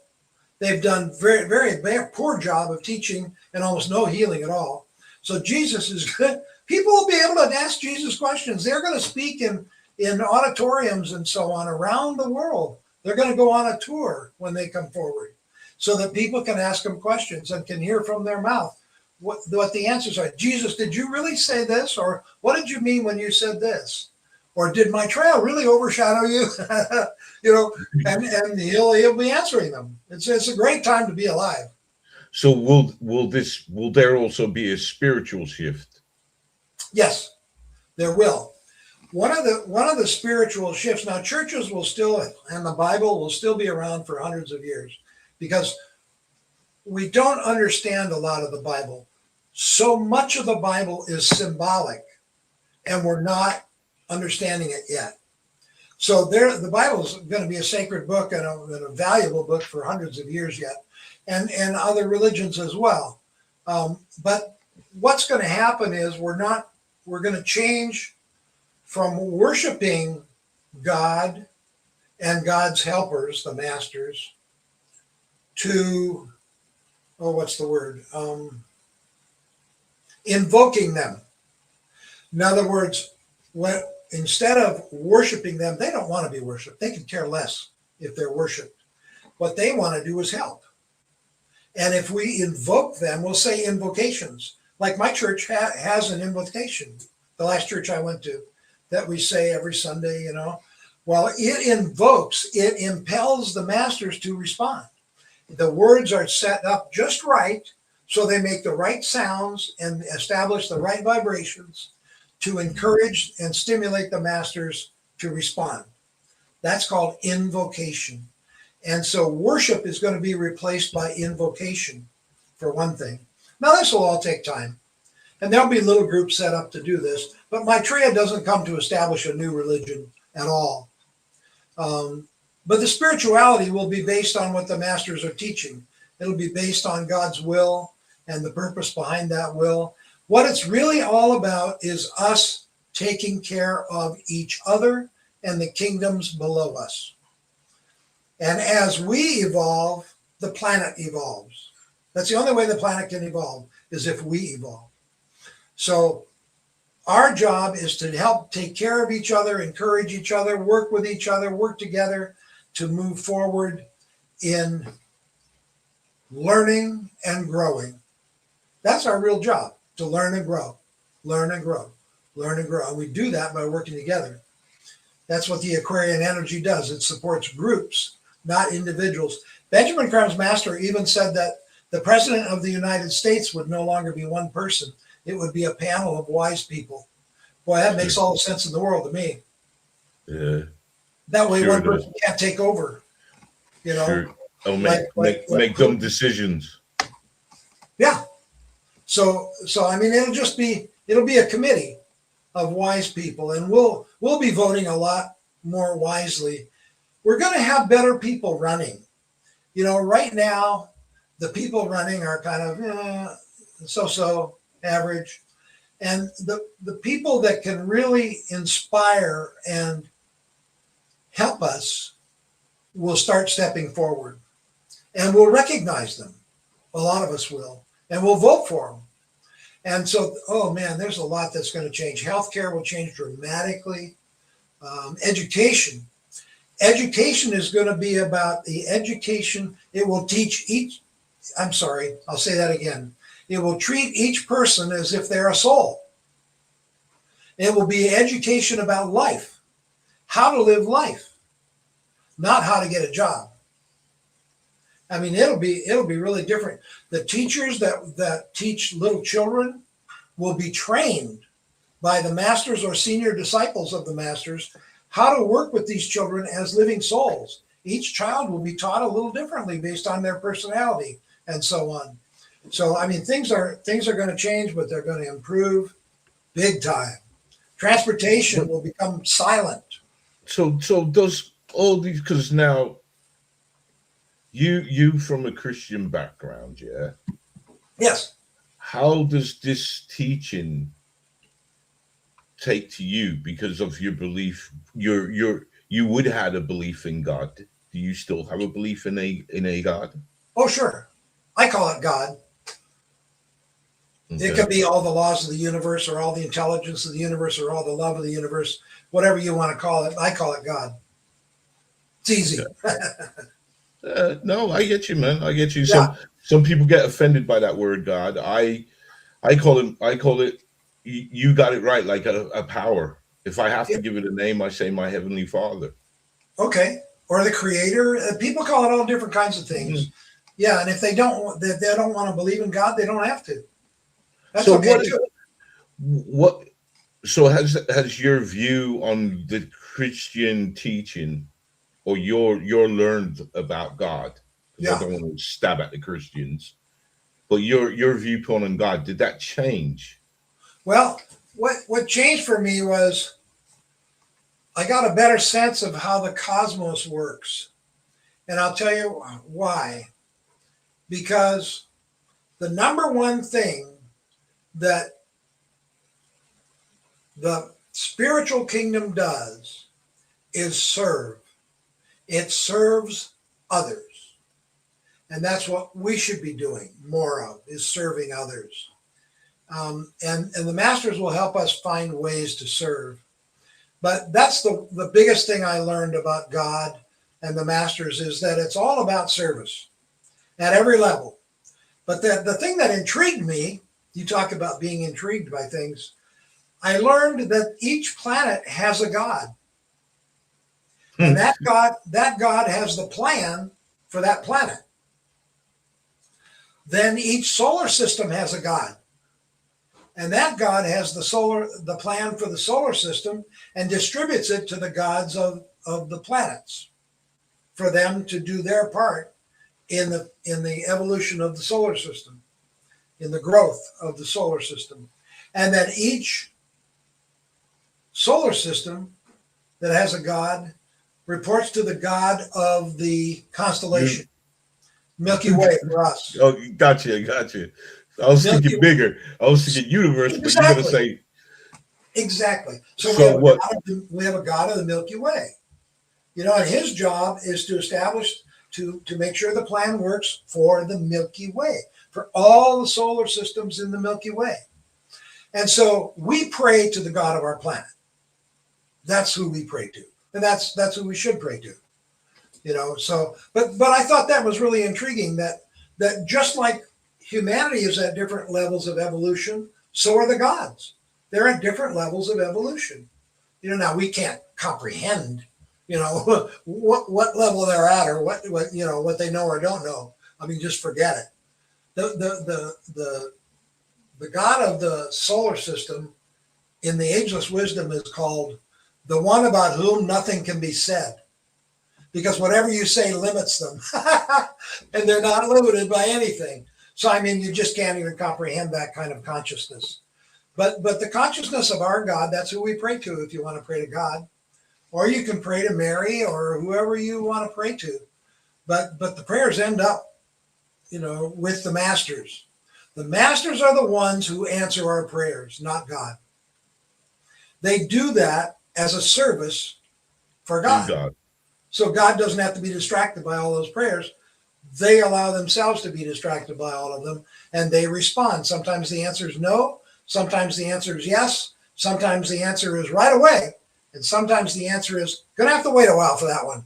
You know, that's what we don't like. We don't like waiting. Okay.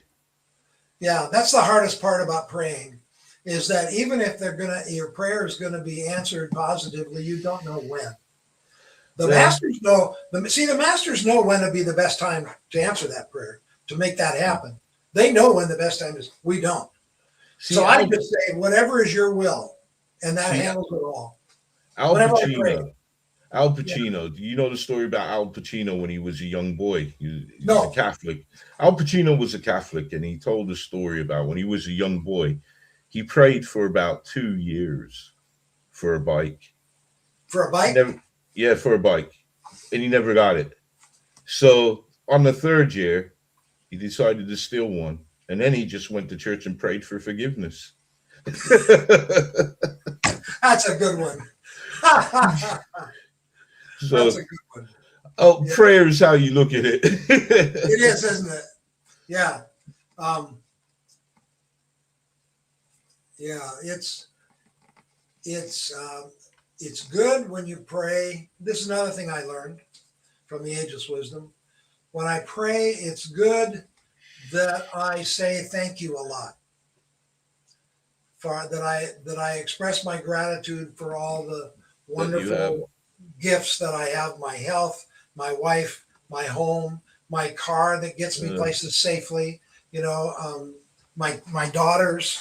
You know, all of the things that my education. You know, there's so much to be grateful for. That's right. It's hard to be depressed.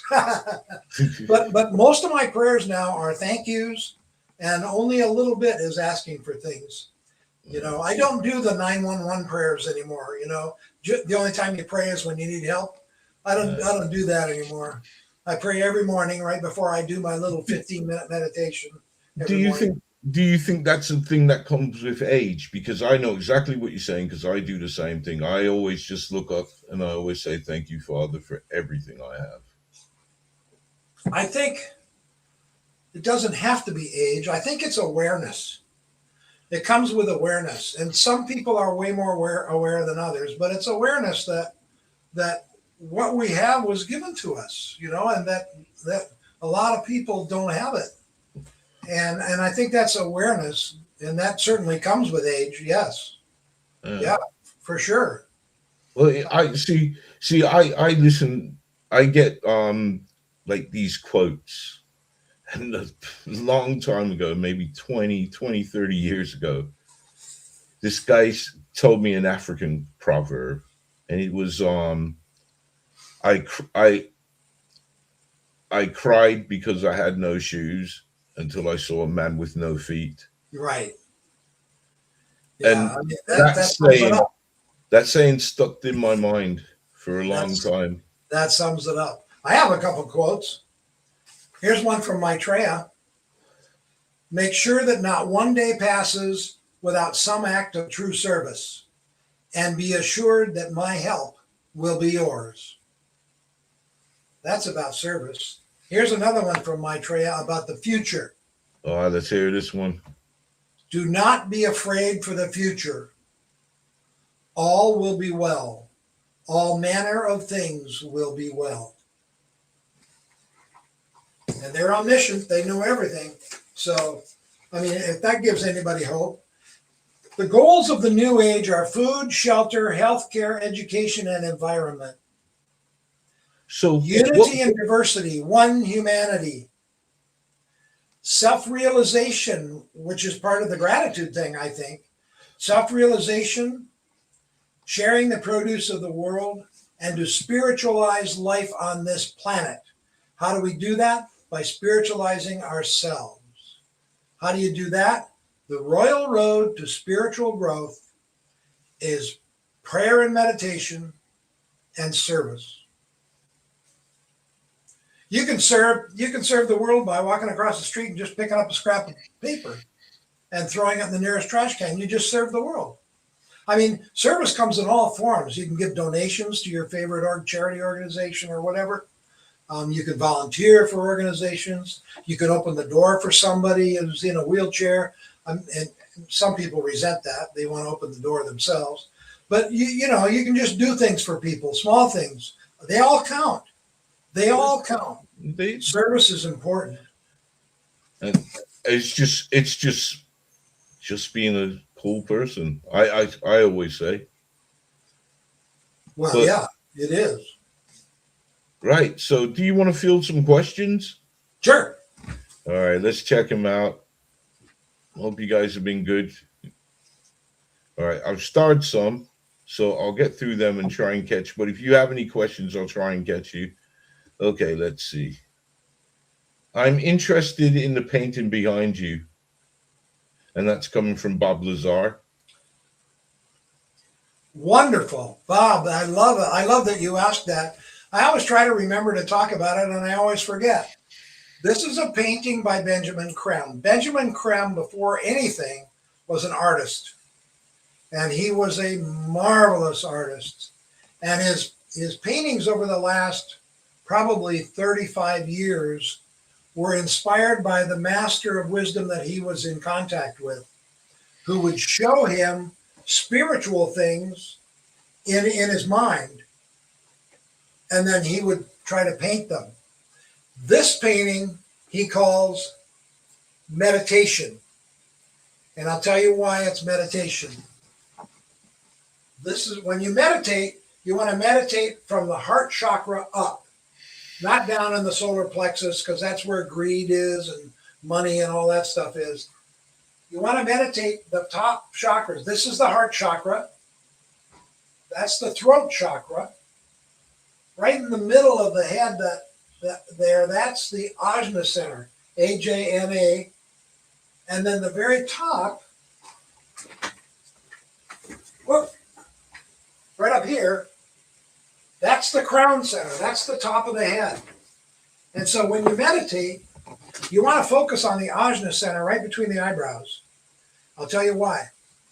Because that chakra is the traffic cop for all the other chakras.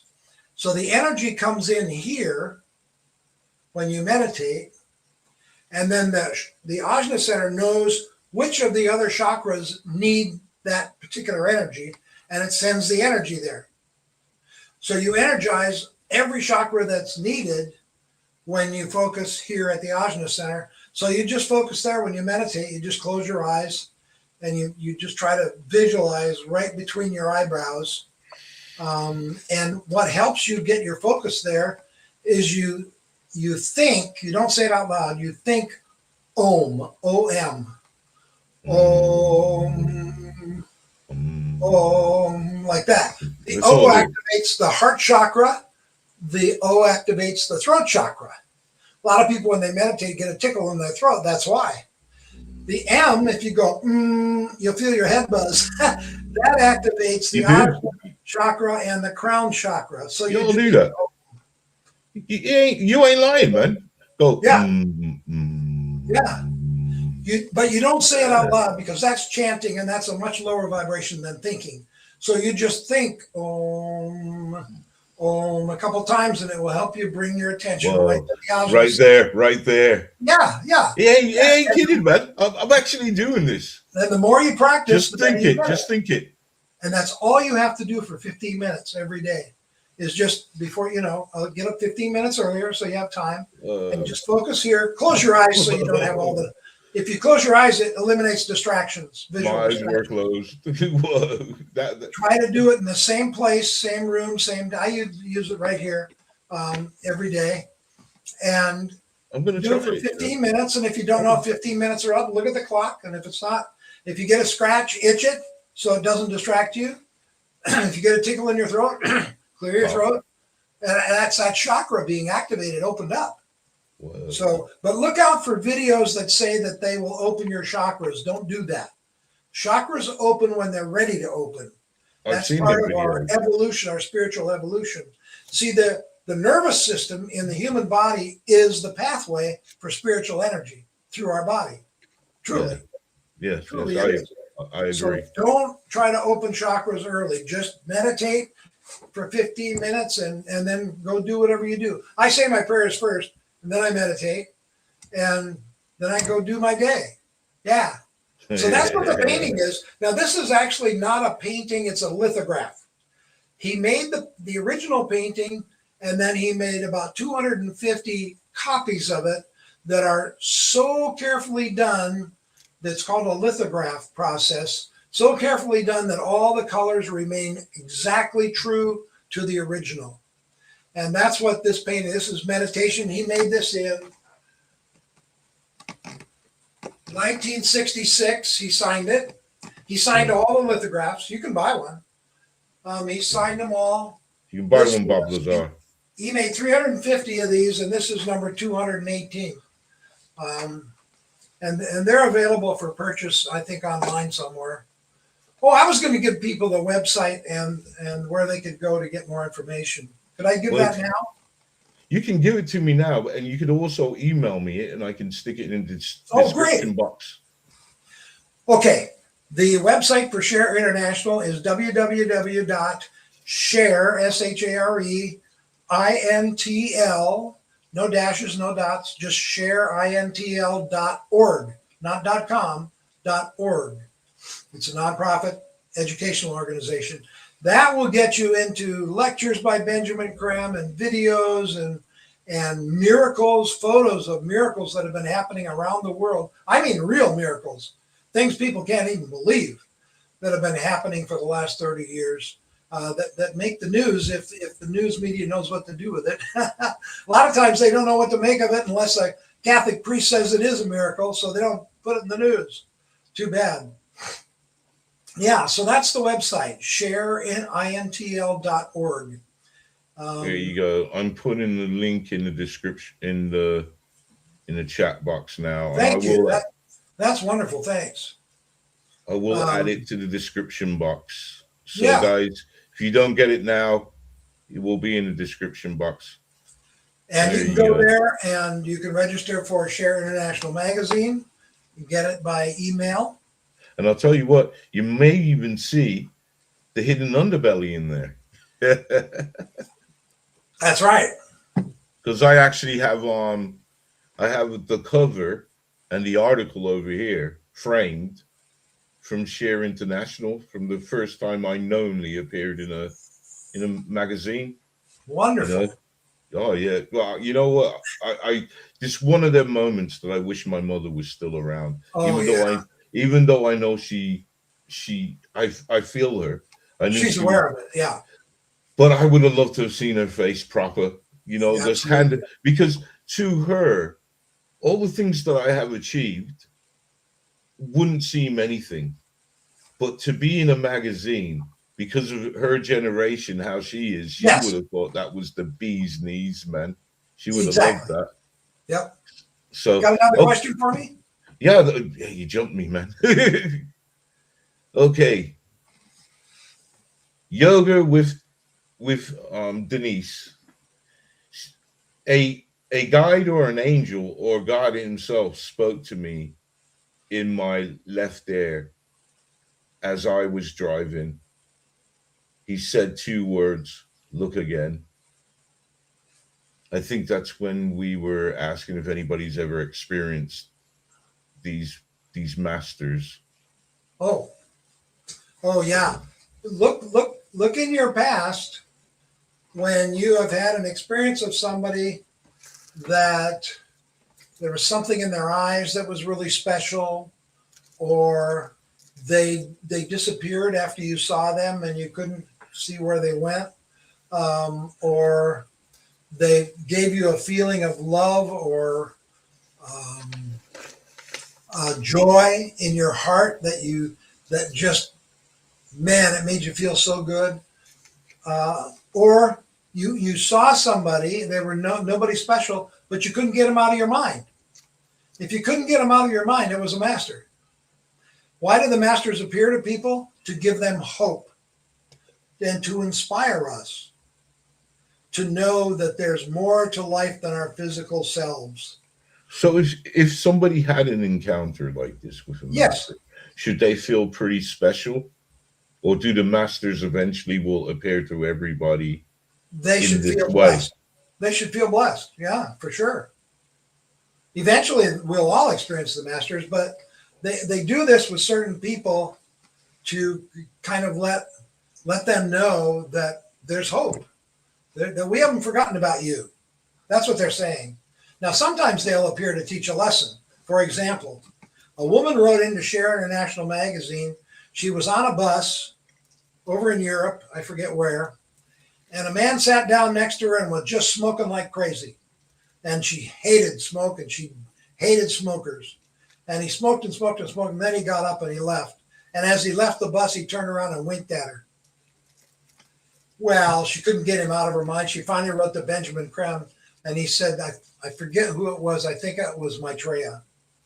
And he said, the lesson is obvious. Even people that smoke are sacred. Yeah. So they'll teach lessons like that too. Then I'm pretty righteous. Isn't that cool? Yeah. Right. Let's move along. And if you got any more questions, feel free to ask. I don't think this is a question. Leroy, Leroy, Venezuela needs a master right now. Why aren't they helping those people? Because they have to do it at the right time. I mean, we need help all the time. A master is not going to come forward now. For all we know, a master has appeared in Venezuela, maybe more than once, or they've accomplished a miracle there. There's a lot of miracles been going on there, so yeah. Well, yeah, they'll uncover somebody that's been buried a week and they're still alive. They have, and they'll say, I don't know, somebody just reached in and handed me a canteen of water or a pint of water. Well, nobody could reach in. Nobody could get down there. Well, I'm just telling you, that's what happened. It kept me alive. That was a master. They do this all the time when there's disasters. Masters are, Leroy, that's a good question. I'm glad you asked. Their masters are there all the time when we need help. We just don't see them usually. Now, sometimes I have a friend. She's passed away now, but she was a Share International co-worker with me and a very good friend. She was my neighbor in the apartment that we lived in. And she was driving a car, and all of a sudden a car veered over and came right towards her. And she just said, Maitreya. And all of a sudden she was in the back seat. She has no idea how she got there, nothing, but she was there before the collision occurred, and she escaped unharmed. And that was a miracle by one of the masters when she needed help. And that kind of thing happens to people buried in rubbles, to people, for example, the 9/11 tower in the United States, when those planes hit the towers, their souls were taken out their consciousness was removed from them before the impact. So they felt nothing. That was done by the masters. Now that's pretty cool, isn't it?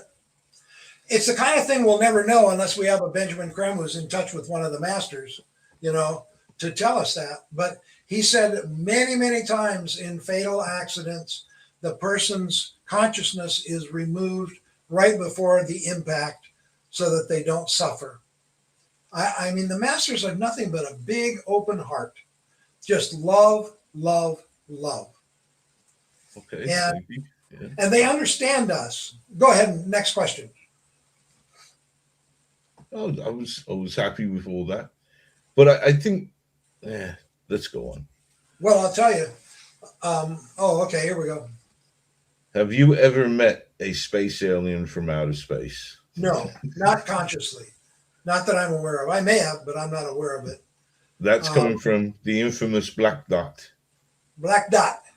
Yeah. No, I have seen a spacecraft, but I have not seen a space person that I'm aware of. I may have, but I don't know it. Okay, we'll move on.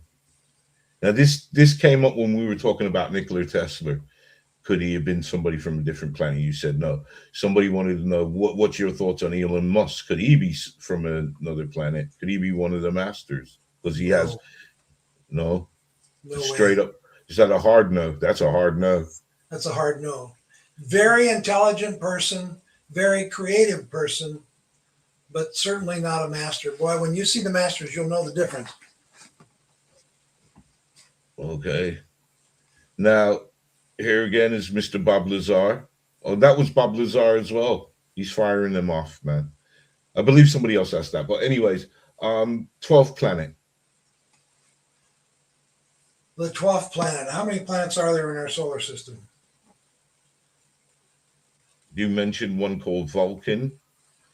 Well, yeah, we have there's one called Vulcan that you can't see anymore, but it was part of our solar system. I know it's really strange that Vulcan and then Star Trek, Spock was from Vulcan, but Vulcan is a real planet and it has become a perfect planet. So it has disappeared and Venus is next. Now I think Venus has got a few million years left before it disappears and becomes a perfected planet.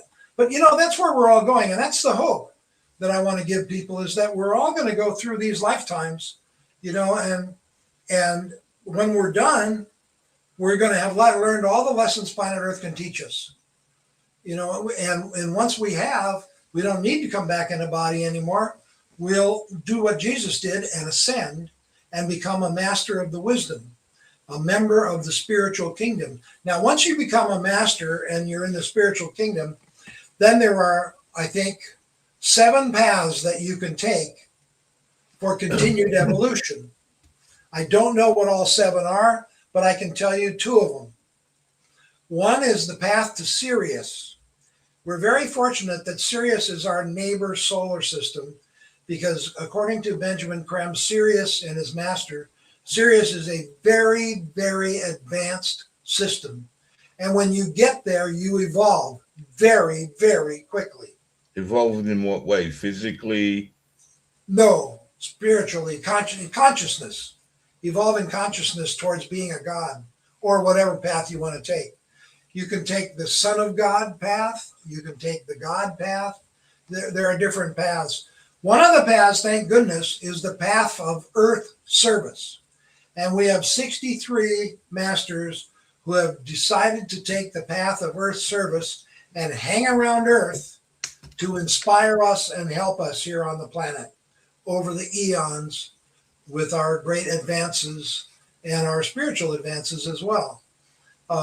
So there are different paths you can take once you become a master, but that's where we're all going. Now, eventually, the Earth will reach a point where about 3/4, maybe 4/5 of the people on Earth are evolved and have left the planet. And there'll only be like a 1/5 left, and those are the most unevolved. And they will have to start life over on a different planet. And that will be no fun. So I mean, they could be on one of the most desolate planets somewhere you've ever heard of. They have to start their evolution over because they didn't take advantage of any of the opportunities to learn and grow that were afforded them. That also could be a fundamental. That could also apply to us as well, because if we chose not to listen to the masters, or this high percentage that's not going to embrace him for whatever reasons, outwins. Surely they would say, "All right, let's smite thee," and start but that's again. temporary. That's temporary. See, every time that they come back in the next lifetime, Maitreya will still be at the center of the Earth's civilization for the next 2,000 years. He's not going anywhere. So eventually they're going to see that what he does is good and that what he suggests is helpful, and they're gonna line up. I mean, there will probably be a very, very, very small, maybe, I don't know, 2% that don't. No, I'm talking about the ones that get caught up by the dark forces and they just never get out from under. The dark forces are real. We don't talk a lot about the evil forces because when you talk about them, you give them energy. But I'll just say this, that there are forces that are evil and they try to hold back evolution. And they're causing all kinds of problems right now because they know once Maitreya comes forward, it's over, for them. So they're fighting like crazy right now. But they can only affect people that are evolved up to a certain point. People that are evolved beyond that, the dark forces can't touch them. They're beyond it. So the dark forces are real, and they're self-centered, and they're greedy, and they're competitive, and they're harmful, and those are the forces you don't want to get involved in. And you want to stay away from. And where would these forces reside? Where would they reside? Is there a scale like Dante's Inferno? Well, they're forces like the Masters of Wisdom, but they're on the other side. They're not as powerful as the Masters of Wisdom, but they can put up a heck of a resistance, according to Benjamin Creme. There were days when I was at a conference with Benjamin Creme and he'd say, I can't ask my master any questions right now because the masters are busy fighting the dark forces. He's fully occupied. I can't access him right now. And I believe him. I mean, Benjamin Creme wouldn't lie about something like that. He was so honest. And then he would say, okay, I've got permission to ask my master questions now. Because we would ask Benjamin Creme all kinds of questions. We'd say, is this president evil? Is this president, all different kinds of questions. Indeed. Yeah. And he would ask his master and then let us know. He really made himself available to us, especially during the conference and during the break times when we'd be sitting around having tea or coffee and, cookies or whatever. He would make himself available to us. He was very generous with his time. Now you've opened up a door for me, and I'm going to have to ask. What did you ask about George Bush? Yes. Both of them? No, just the second one. Oh. And what did he say about the second one? Do you really want me to say? All right, we'll say the word allegedly. Okay. On a scale of, we always did it this way. On a scale of 1 to 10, 10 being most evil, George Bush was a 7. Allegedly. Yeah. The gal, who was the black gal that was in his administration? I'm not brain. I can't think of her name. She was a 9. Ooh. Yeah. What about Obama? Well, he wasn't around. Obama? Oh, he wasn't. Yeah, he was dead by then. Yeah. What about Ronald Reagan? We didn't ask him about Reagan. Yeah, they don't need really. Reagan was. You could see he was. I'm not going to talk bad about Reagan because in his administration he did, but towards the end, dementia. They all did the best they could. For some of them, it wasn't much, but for some it was quite a bit. And there's a lot of things. There's a That's lot what of things everybody that's. does. There's a lot of things that are done that we don't even know about. A lot of these. Oh, yeah.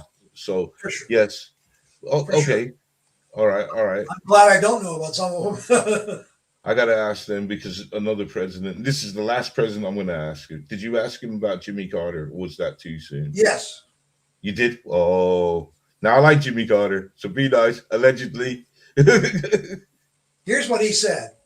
Yeah. He said, "My master tells me that the president of the United States will no longer be one person, but it will be a panel of wise people. And if Jimmy Carter is still alive, he will be on that panel." That says all you need to know. Oh, so he's a good man. Great, great guy. I liked him, man. And he believed in UFOs. Well, he was one of the, yes, he did. And he was one of the real greats. He just got the raw publicity. I've got to say one thing, though, Mr. Larson's. Got to say one thing. Because we're in Britain, and a lot of our watchers are British, I've got to ask, did you ever question about the royal family? Allegedly. No. That's a We good did one. it. We did ask him about your former prime minister. What was her name? Thatcher. Thatcher. What, He said, here's what he said. He said, Margaret Thatcher works very hard to be the very hard woman she is. Okay. We all laughed. Okay. But allegedly, she weren't on that scale, though. Maitreya made a prediction about Margaret Thatcher. When she was at the height of her popularity, Maitreya made a prediction. He said she will leave office in shame. And he was right. Yeah. And he said that when she was at the height of her popularity. Every prediction Maitreya has made have come true. He predicted that Nelson Mandela would be released from prison in South Africa. He predicted, that was an interesting story. He said that Nelson Mandela said he was visited in his prison cell by a guy who told him that he needed to write to the president of South Africa and ask to be set free. And Nelson Mandela laughed because he said, I can't even get the attention of the head of the prison. But he went ahead, he said, God told me to write this letter, so I'm writing it. Well, it wasn't God, it was Maitreya. When President of South Africa, de Klerk, when de Klerk got the letter, de Klerk said, God told me to go ahead and set Nelson Mandela free. It wasn't God, it was Maitreya. Just like that lady said she heard somebody talking in her ear. Yeah. Yeah, same thing. And so he set Nelson Mandela free. People forgot he was alive. He'd been in prison so long. And then, people, would you believe miracle of miracles, he became president of South Africa, a black man. And de Klerk said, I'm supposed to get rid of apartheid. So he did. So Maitreya played some very active roles there in South Africa. Okay. Interesting. Yeah. Yeah. Okay. Next question. Okay, this is more of a joke, but it's still a relevant question. This is from Moody Mogul. What are the people of Uranus doing for us? Uranus, which is the correct pronunciation. I know, it's a joke. Oh my God. Uranus is one of the more advanced planets. It is, I think it's about where, I think it's maybe one step above Earth. It's in the 5th round. Benjamin Creme gave me some of these planets. He said Venus is very advanced, 7th round. Jupiter is advanced, Saturn, Vulcan, Mercury, Uranus, Neptune, Mars, and Earth. But there are some planets, he said, there are some planets you don't want to go to. He said they're just nasty. The people on those planets are so nasty and so mean and so evil. There are some planets that just haven't evolved yet, you know. with at all. So, but yeah, the most evolved are Venus, Jupiter, Saturn, Vulcan, and yeah, those four. Could I ask you a question then? Sure. You know about this cult of Saturn? The what? The cult of Saturn. Saturn. The Saturn, planet. yeah. Yeah. Have you heard of this? The black cube of Saturn and the cult of this? No, I haven't. Sorry. Because see, it's interesting now because I know you want to talk about the positive, but where you were saying about planets evolve and they have their own gods, Saturn would not have like an evil deity there. Just Saturn would have a god, and it'd be very, very advanced. Would it be an evil god or no? Saturn? Oh, yeah. No, Saturn is one of the most evolved planets in our solar system. Yeah. Wow. No, they have a very active and very successful god, I would say. Okay. Right. So the people on Saturn are probably pretty wise. Okay. So what happened to Tillamook if it was real? I don't know what that is. Oh, Tillamook is what many people believe Earth is and the moon is. The moon that we see now. Earth is an amalgamation of two planets. There was a planet named Theamos. This is the story. And they crashed into what was a developing Earth. Tiamat. You know I ain't gonna be able to pronounce it. Well, I can't talk about Tiamat, but I can talk about the Earth and the Moon. The Earth is going to evolve to become a perfect planet because Maitreya is coming forward. Otherwise, I'm not so sure. The Moon is, Benjamin Creme said, the Moon is a dead heavenly body. It's just dead. It was alive. It had life on it, and it was active for quite a while. And then over the eons, it died.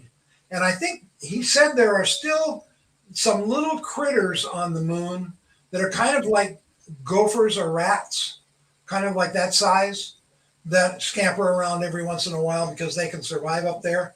But that's about it. He said the Moon is dead.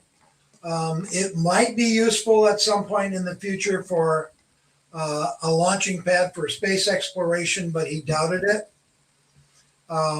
We might set up A base on the Moon, but the Moon for its own purposes is basically dead.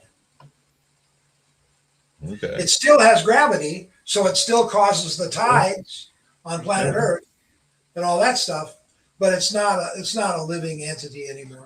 It's interesting that you're saying that because this is the whole kind of ethos between why we're doing the Artemis program. Well, because the next phase of the Artemis is to set up a base. It's no longer to land on the moon, put man on the moon because we've done that. It's now to set up a base. And one of the possibilities was it's much easier because of the low gravity.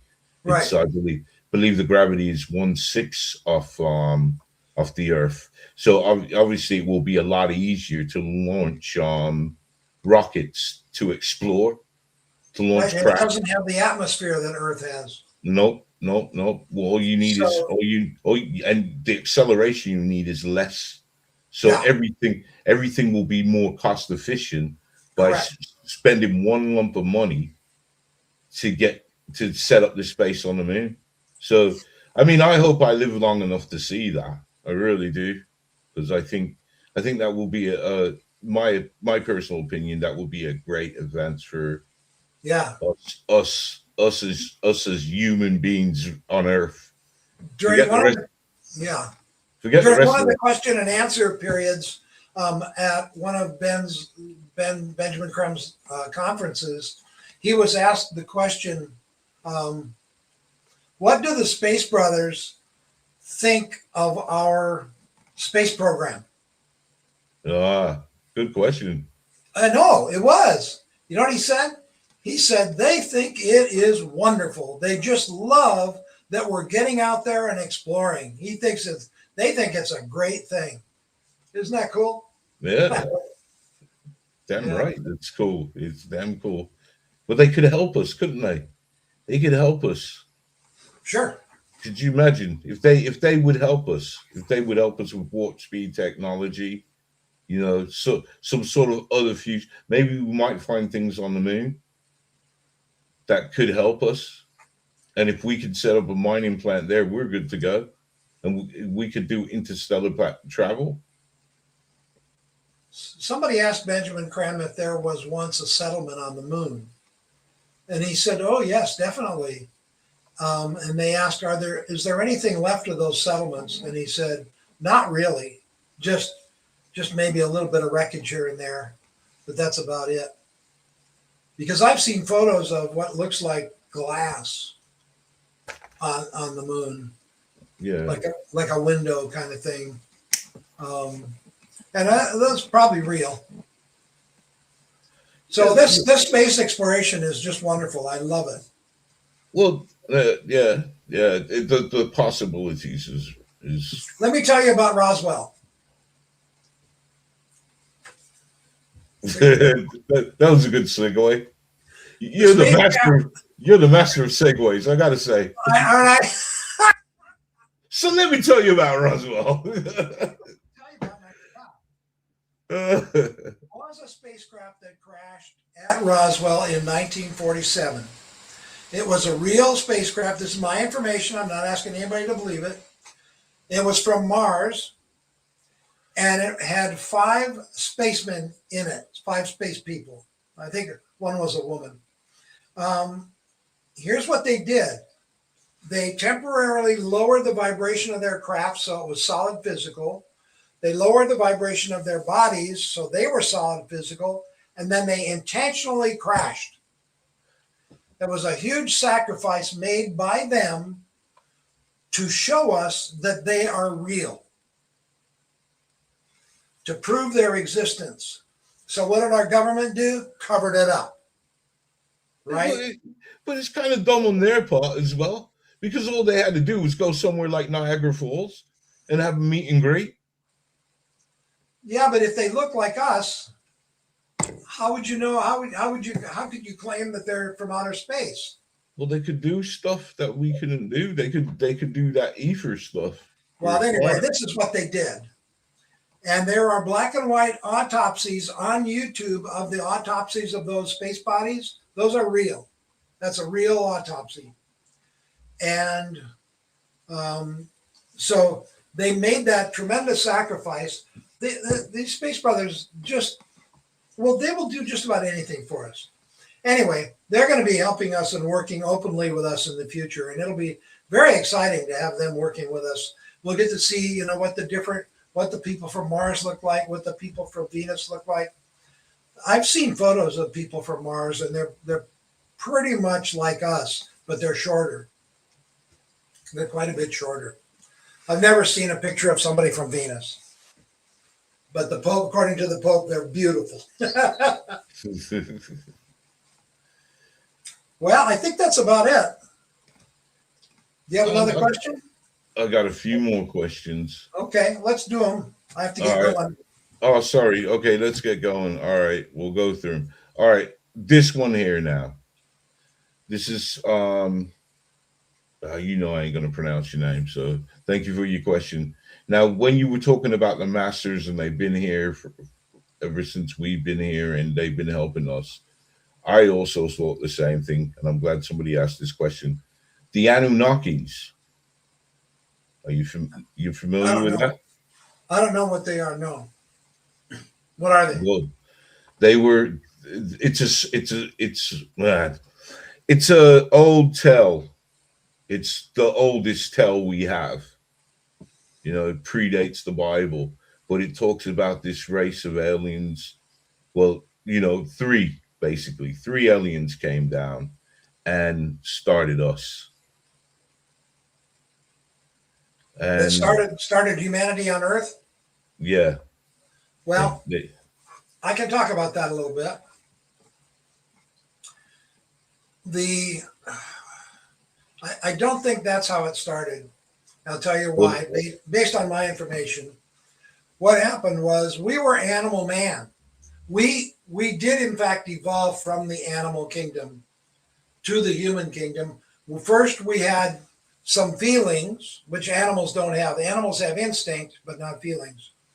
That's my information. Anyway, we got feelings. Then we got the germ of a brain, and then we started to be able to think just a little bit. And when that happened, Venus, God bless him, supplied souls for those bodies. Once we went from animal to man in our crudest, humankind form, animal man, Venus gave souls to those bodies. So the original souls for earthlings are from Venus. And now we've evolved and we've had, all these generations, and now they're all earthly souls. But that's how spiritual life and spiritual human beings started on planet Earth, as I understand it from the Ageless Wisdom teachings, is that the souls were provided by people on Venus, and that those souls then, evolved and developed. Humanity finally started to think and become more than animal man, and become actually human beings and walk upright and be able to think and so on. I love the movie 2001: A Space Odyssey because it kind of shows that evolution in a very short form. But that's where our souls came from. So the souls did come from another planet, but not in already developed human form. well, We evolved, just like everything else on this planet evolved. Yeah. See, what is compelling about what the story of the Anunnakis? I'm trying to think who wrote it. The Sumerians. It's a Sumerian text. Yeah. So by me just saying Sumerians, you understand how far this goes back. Yeah, sure. Right. So they were talking about DNA. They were talking about how semen works. They even got drawings of the semen. They got drawings of how the woman goes through the cycles. I mean, these things you would need a microscope to even see what a sperm looks like. Right. They carved this in the stone. This was important shit. Pretty cool. And that is the tell that it comes from, where these three gods came down. They blah la la la la la. They even had they got a chart called the star graph, the star chart. Sorry, and it's off our solar system. And they, from way back when, put the sun in the center, whereas for many centuries, the great thought was everything revolved around the earth. Of course. So yeah, that goes to show you how wise these people from some of these other planets are. Yep. Well, it's an interesting. I wouldn't doubt that. I wouldn't doubt that they were visited. Yeah. Well, one of the main things, because I said it's important for that. I said there was three of them that came. See, this is all alleged because I can't pull it up and say, look, here's the proof. Right, but this is what was said. Yeah. One stayed behind, one stayed.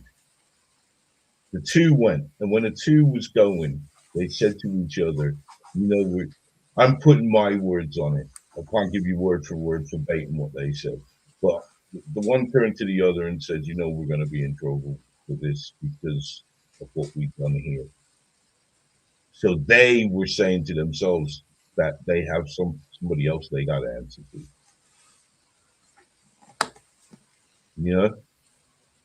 Okay. If you ain't heard of it, I don't know anything about that. You should look it up. You should look into it, man. Well, I can do that, but I can't comment right now. There you go. So sorry. But from what I told you, does that sound like the masters? Yeah. Well, it sounds like somebody from another planet. Okay. Yeah, So what are the masters then? Ain't they? they're Because from Earth. so are there two different things at play here? Because how can they be from Earth if they're from other planets as well, or they have the same system set up?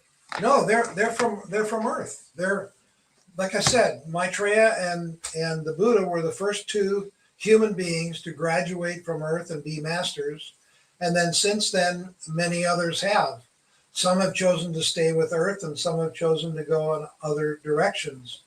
But there are 63 connected with Earth. But they're all Earth souls. They're like us. That's why they don't judge us. The masters don't judge us. People think they're sitting in judgment and all that. They don't do it because they were us.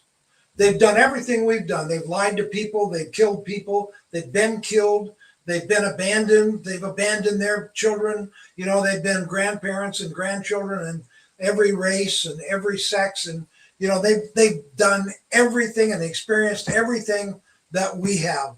And so they know how hard it is to be us. They know because they were us.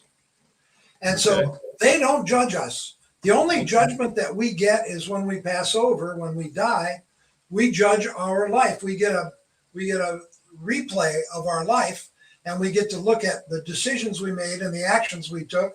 And some of them hurt people and some of them help people, and we get to learn from that. But we judge ourselves. That's the only judgment we get. But shouldn't we? I'm sorry. Shouldn't we be learning them lessons as we progress in life? We should learn and grow. That's our job. Okay. I'm going to move along now, but please look into the Anunnaki, look into the Sumerians. Just that. Don't look into anything else. Just look into it. It's very interesting, Tal. Thank you. With evidence to back it up. Okay. Science news, evidence fringe. Just wanted to give you a comment. Nice painting. Okay. Moody Mogul. If their technology. Oh, you mean this painting by Benjamin Creme? Yeah. Yeah. Oh, it's wonderful. Yeah. You can use it to meditate. Here's what Benjamin Creme said. His master told him that he should make these lithographs so that people could get them and meditate in front of them. Because what the master said was, I will use your Benjamin Creme's painting, which I inspired. I will use your painting to look at the person meditating and help balance their chakras and help give them some healing. So if you meditate in front of one of these paintings, you will get healing from Benjamin Creme's master. No kidding. Do you get that? Yes, I'm sure I do. Look how healthy I am. I'm 80 years old. Wow. I know, huh? For real? No, I didn't think you would have. No, man. Wow. Okay. Maybe I should get one. Well, you can. You can buy them. The I don't know what foundation they are. would send one for free. They're reasonable. They're reasonable. You have to frame it yourself. I'm going to work a deal with Share International, but that's for another day. All right. What we have next? Oh, yeah, we got it queued up. Okay. So this is from Moody Mogul. If their tech is so advanced, they're taking their sweet time fixing the planet. Fixing our planet? Yeah. Dude, because the oceans, if to be fair, they are getting tidied up, but they're still a mess. Yes. Well, I talked about this a little earlier, and maybe Moody Mogul wasn't there. And that is that they've been asked to help us clean up pollution in the planet, in the waters, and in the air as much as they're allowed to. See, they're not allowed to clean it all up, Moody. They're only allowed to do a certain amount of cleanup because they didn't cause the mess. It's the law of karma, which is one of God's greatest laws. God's two greatest laws, or if you don't like God, the universe, are rebirth, reincarnation, and cause and effect, karma. They work hand in hand. And so the karma prevents them from cleaning up beyond a certain point. So they're doing it all the time, but up to the point where they can, and then they go to a different ocean, and then they go, around like that. So, and we're creating new pollution all the time. So they're cleaning up as much as they can, but they can't clean up more. As far as their technology being so advanced, they can't give us the advanced technology yet. The masters they could, but the masters have asked them not to, because we'll turn it into a weapon. They can only share their advanced technology with us once we have ended war on the planet. And that will happen.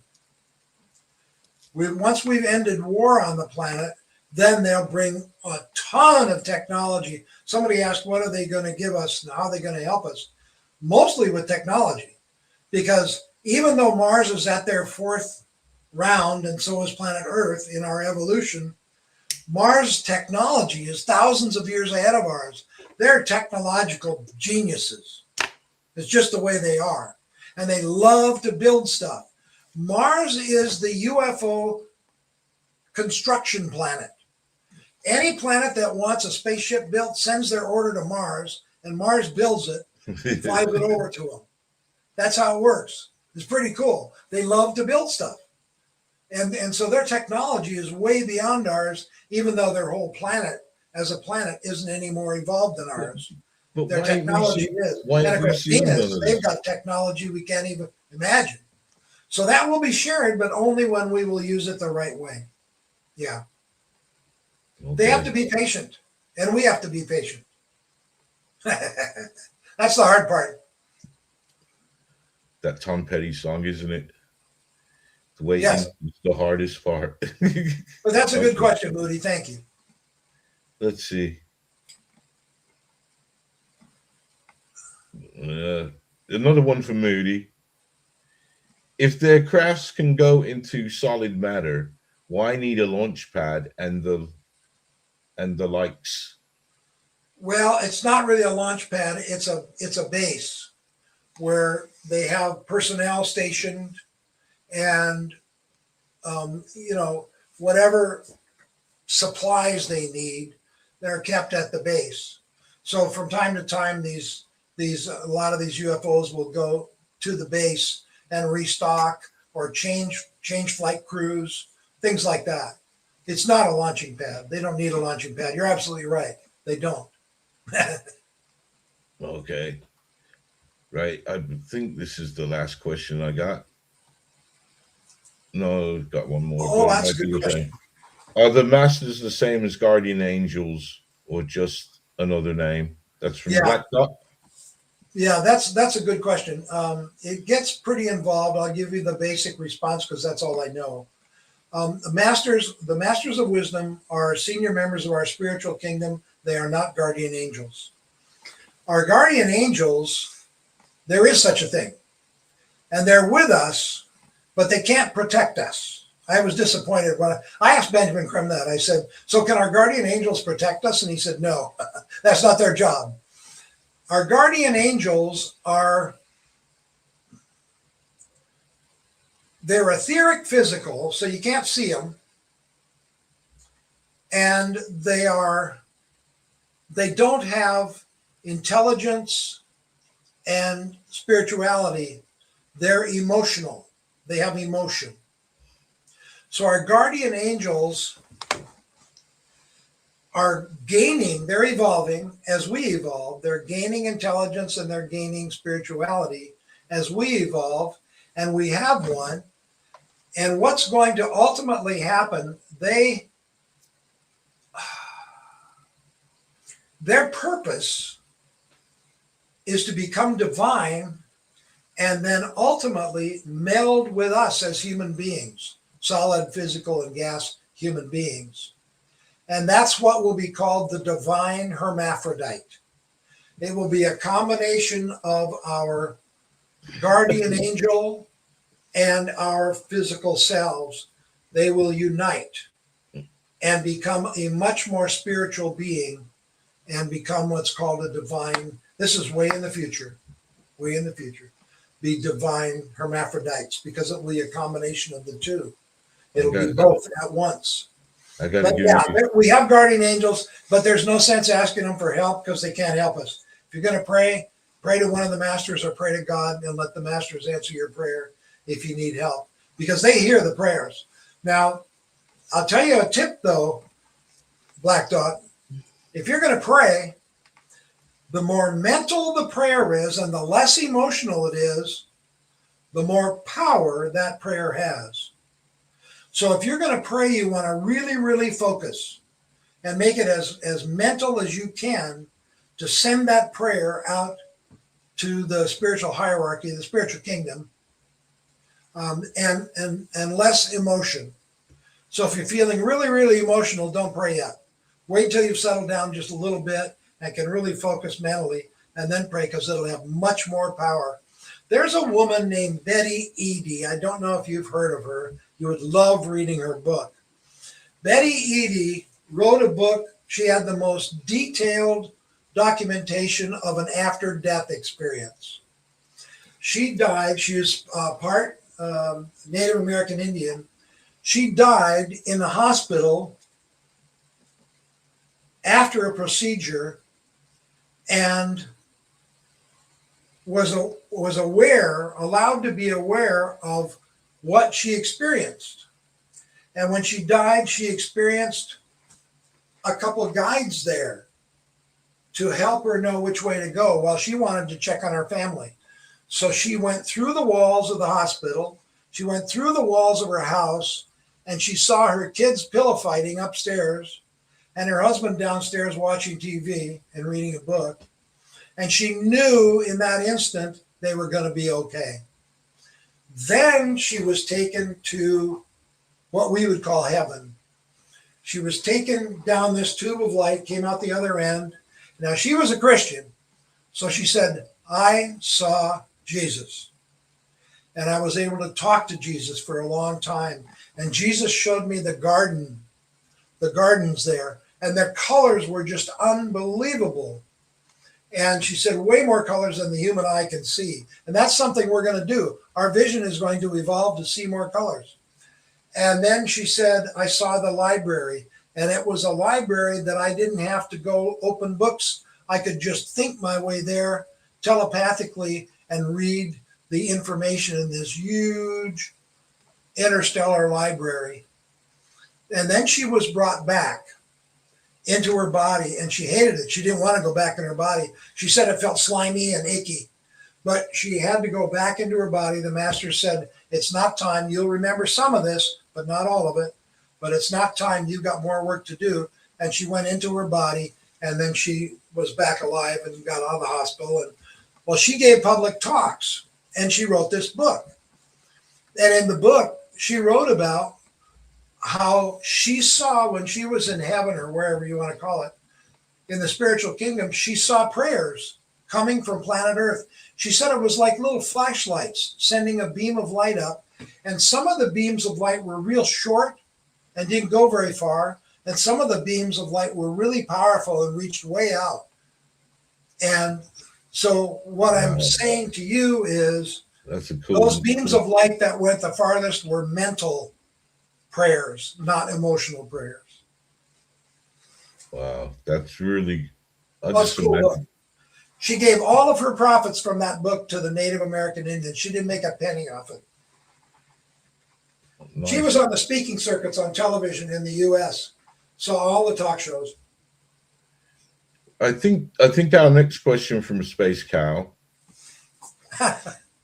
is the Watchers, the Ancients, the Masters. I think that's on the same line of the Guardian Angels, isn't it? Or are the Watchers something different? I don't know what the Watchers are. I know the Masters are watching. But see, the Masters don't see us. They see our light. They see our light. And the brighter the light, the more evolved they know we are. Now, they're not judging us. Remember, I said they don't judge us. But they see our light. That's how they see us, as light. And I'm sure they can see us as physical beings if they want to. And certainly they're going to when they're walking around on the planet. but for the most part, they see us as light, and they know who can respond to them and who can't. In other words, if they want to inspire us with a great thought, like a scientist with a great thought, they can tell by the light of the scientist whether or not the scientist will be able to receive and process that thought or not, based on how evolved that scientist is.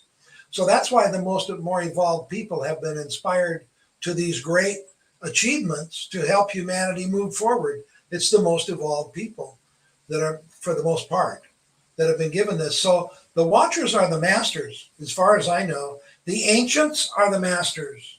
I mean, you think about it. There's some people that lived thousands and thousands of years ago on this planet. They're ancient, all right.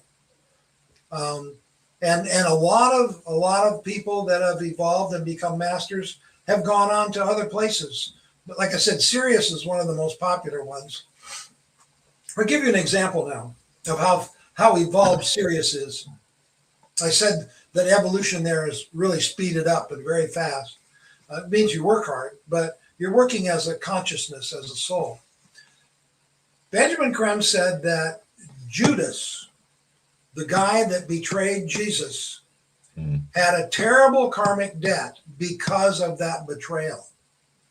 If he'd have stayed in life, once he became a master, if he'd have stayed around planet Earth, his evolution would have been very, very slow because he had to burn up all that karma of killing the Christ.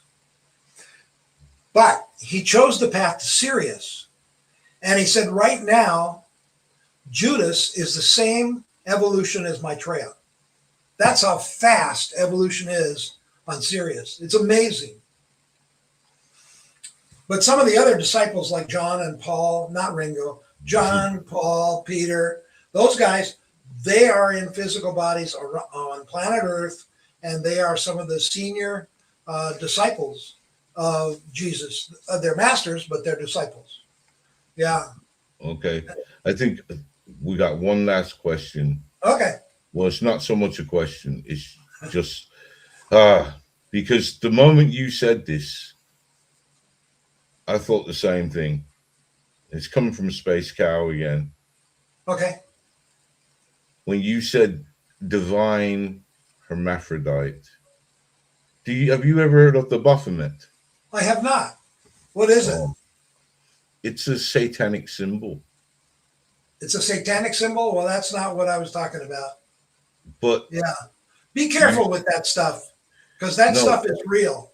Oh yeah, we are people that talk about this stuff. We 100%. But this will surprise you. Benjamin Creme said, "Don't play with Ouija boards.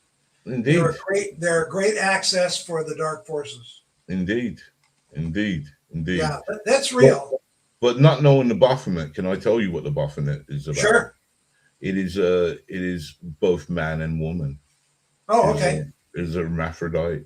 You may have seen it from the the saying, "As above, so below." Oh, sure, of course. And it's like that. You've seen that image.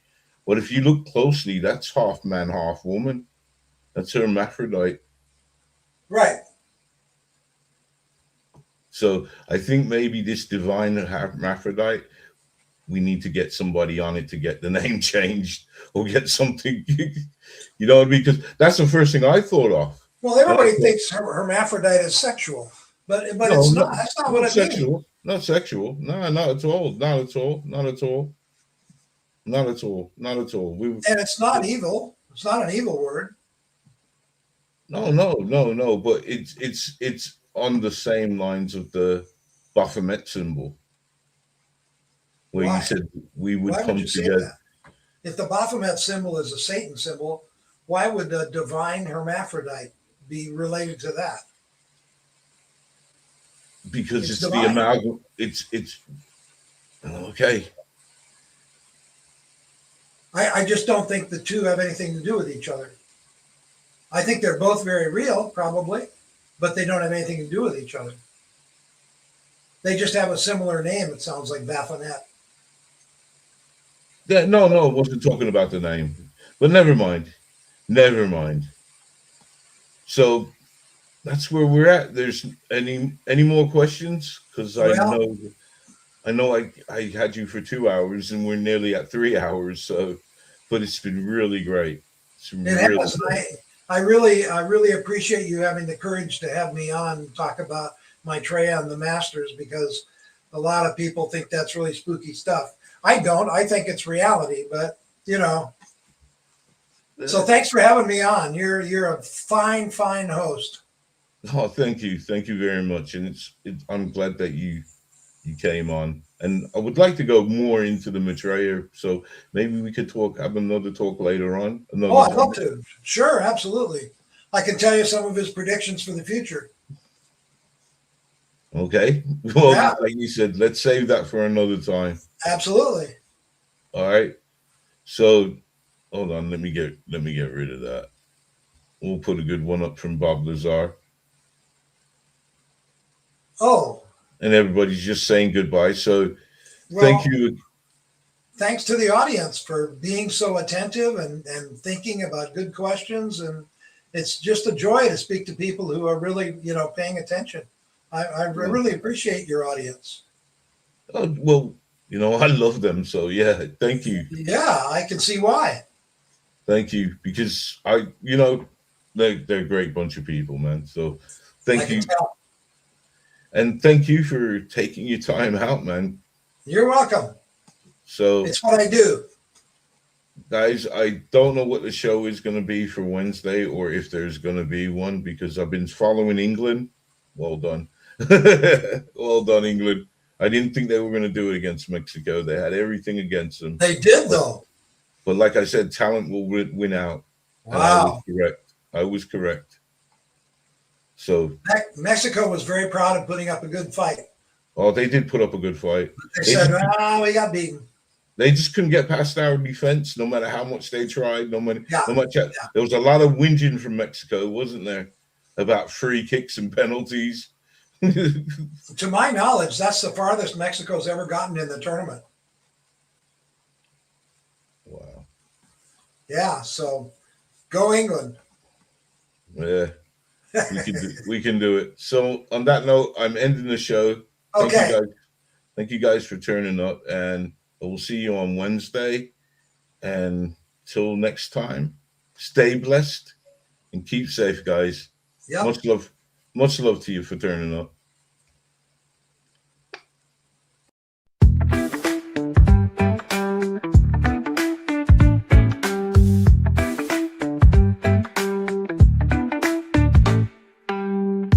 Hidden underbelly, deep and wide, chasing saucers in the starry skies. Truth uncovered where the shadows lie. Big up our brother, he's the cosmic guide. All hidden, all hidden. Your light is never forbidden. Hidden, all hidden. The truth you've always given. Whispers of the cosmos in the night, shining answers through your second sight. Investigations that you bring to light. Mysteries unfolding your endless fight. All hidden, all hidden. Your light is never forbidden. Hidden, all hidden. The truth you've always given.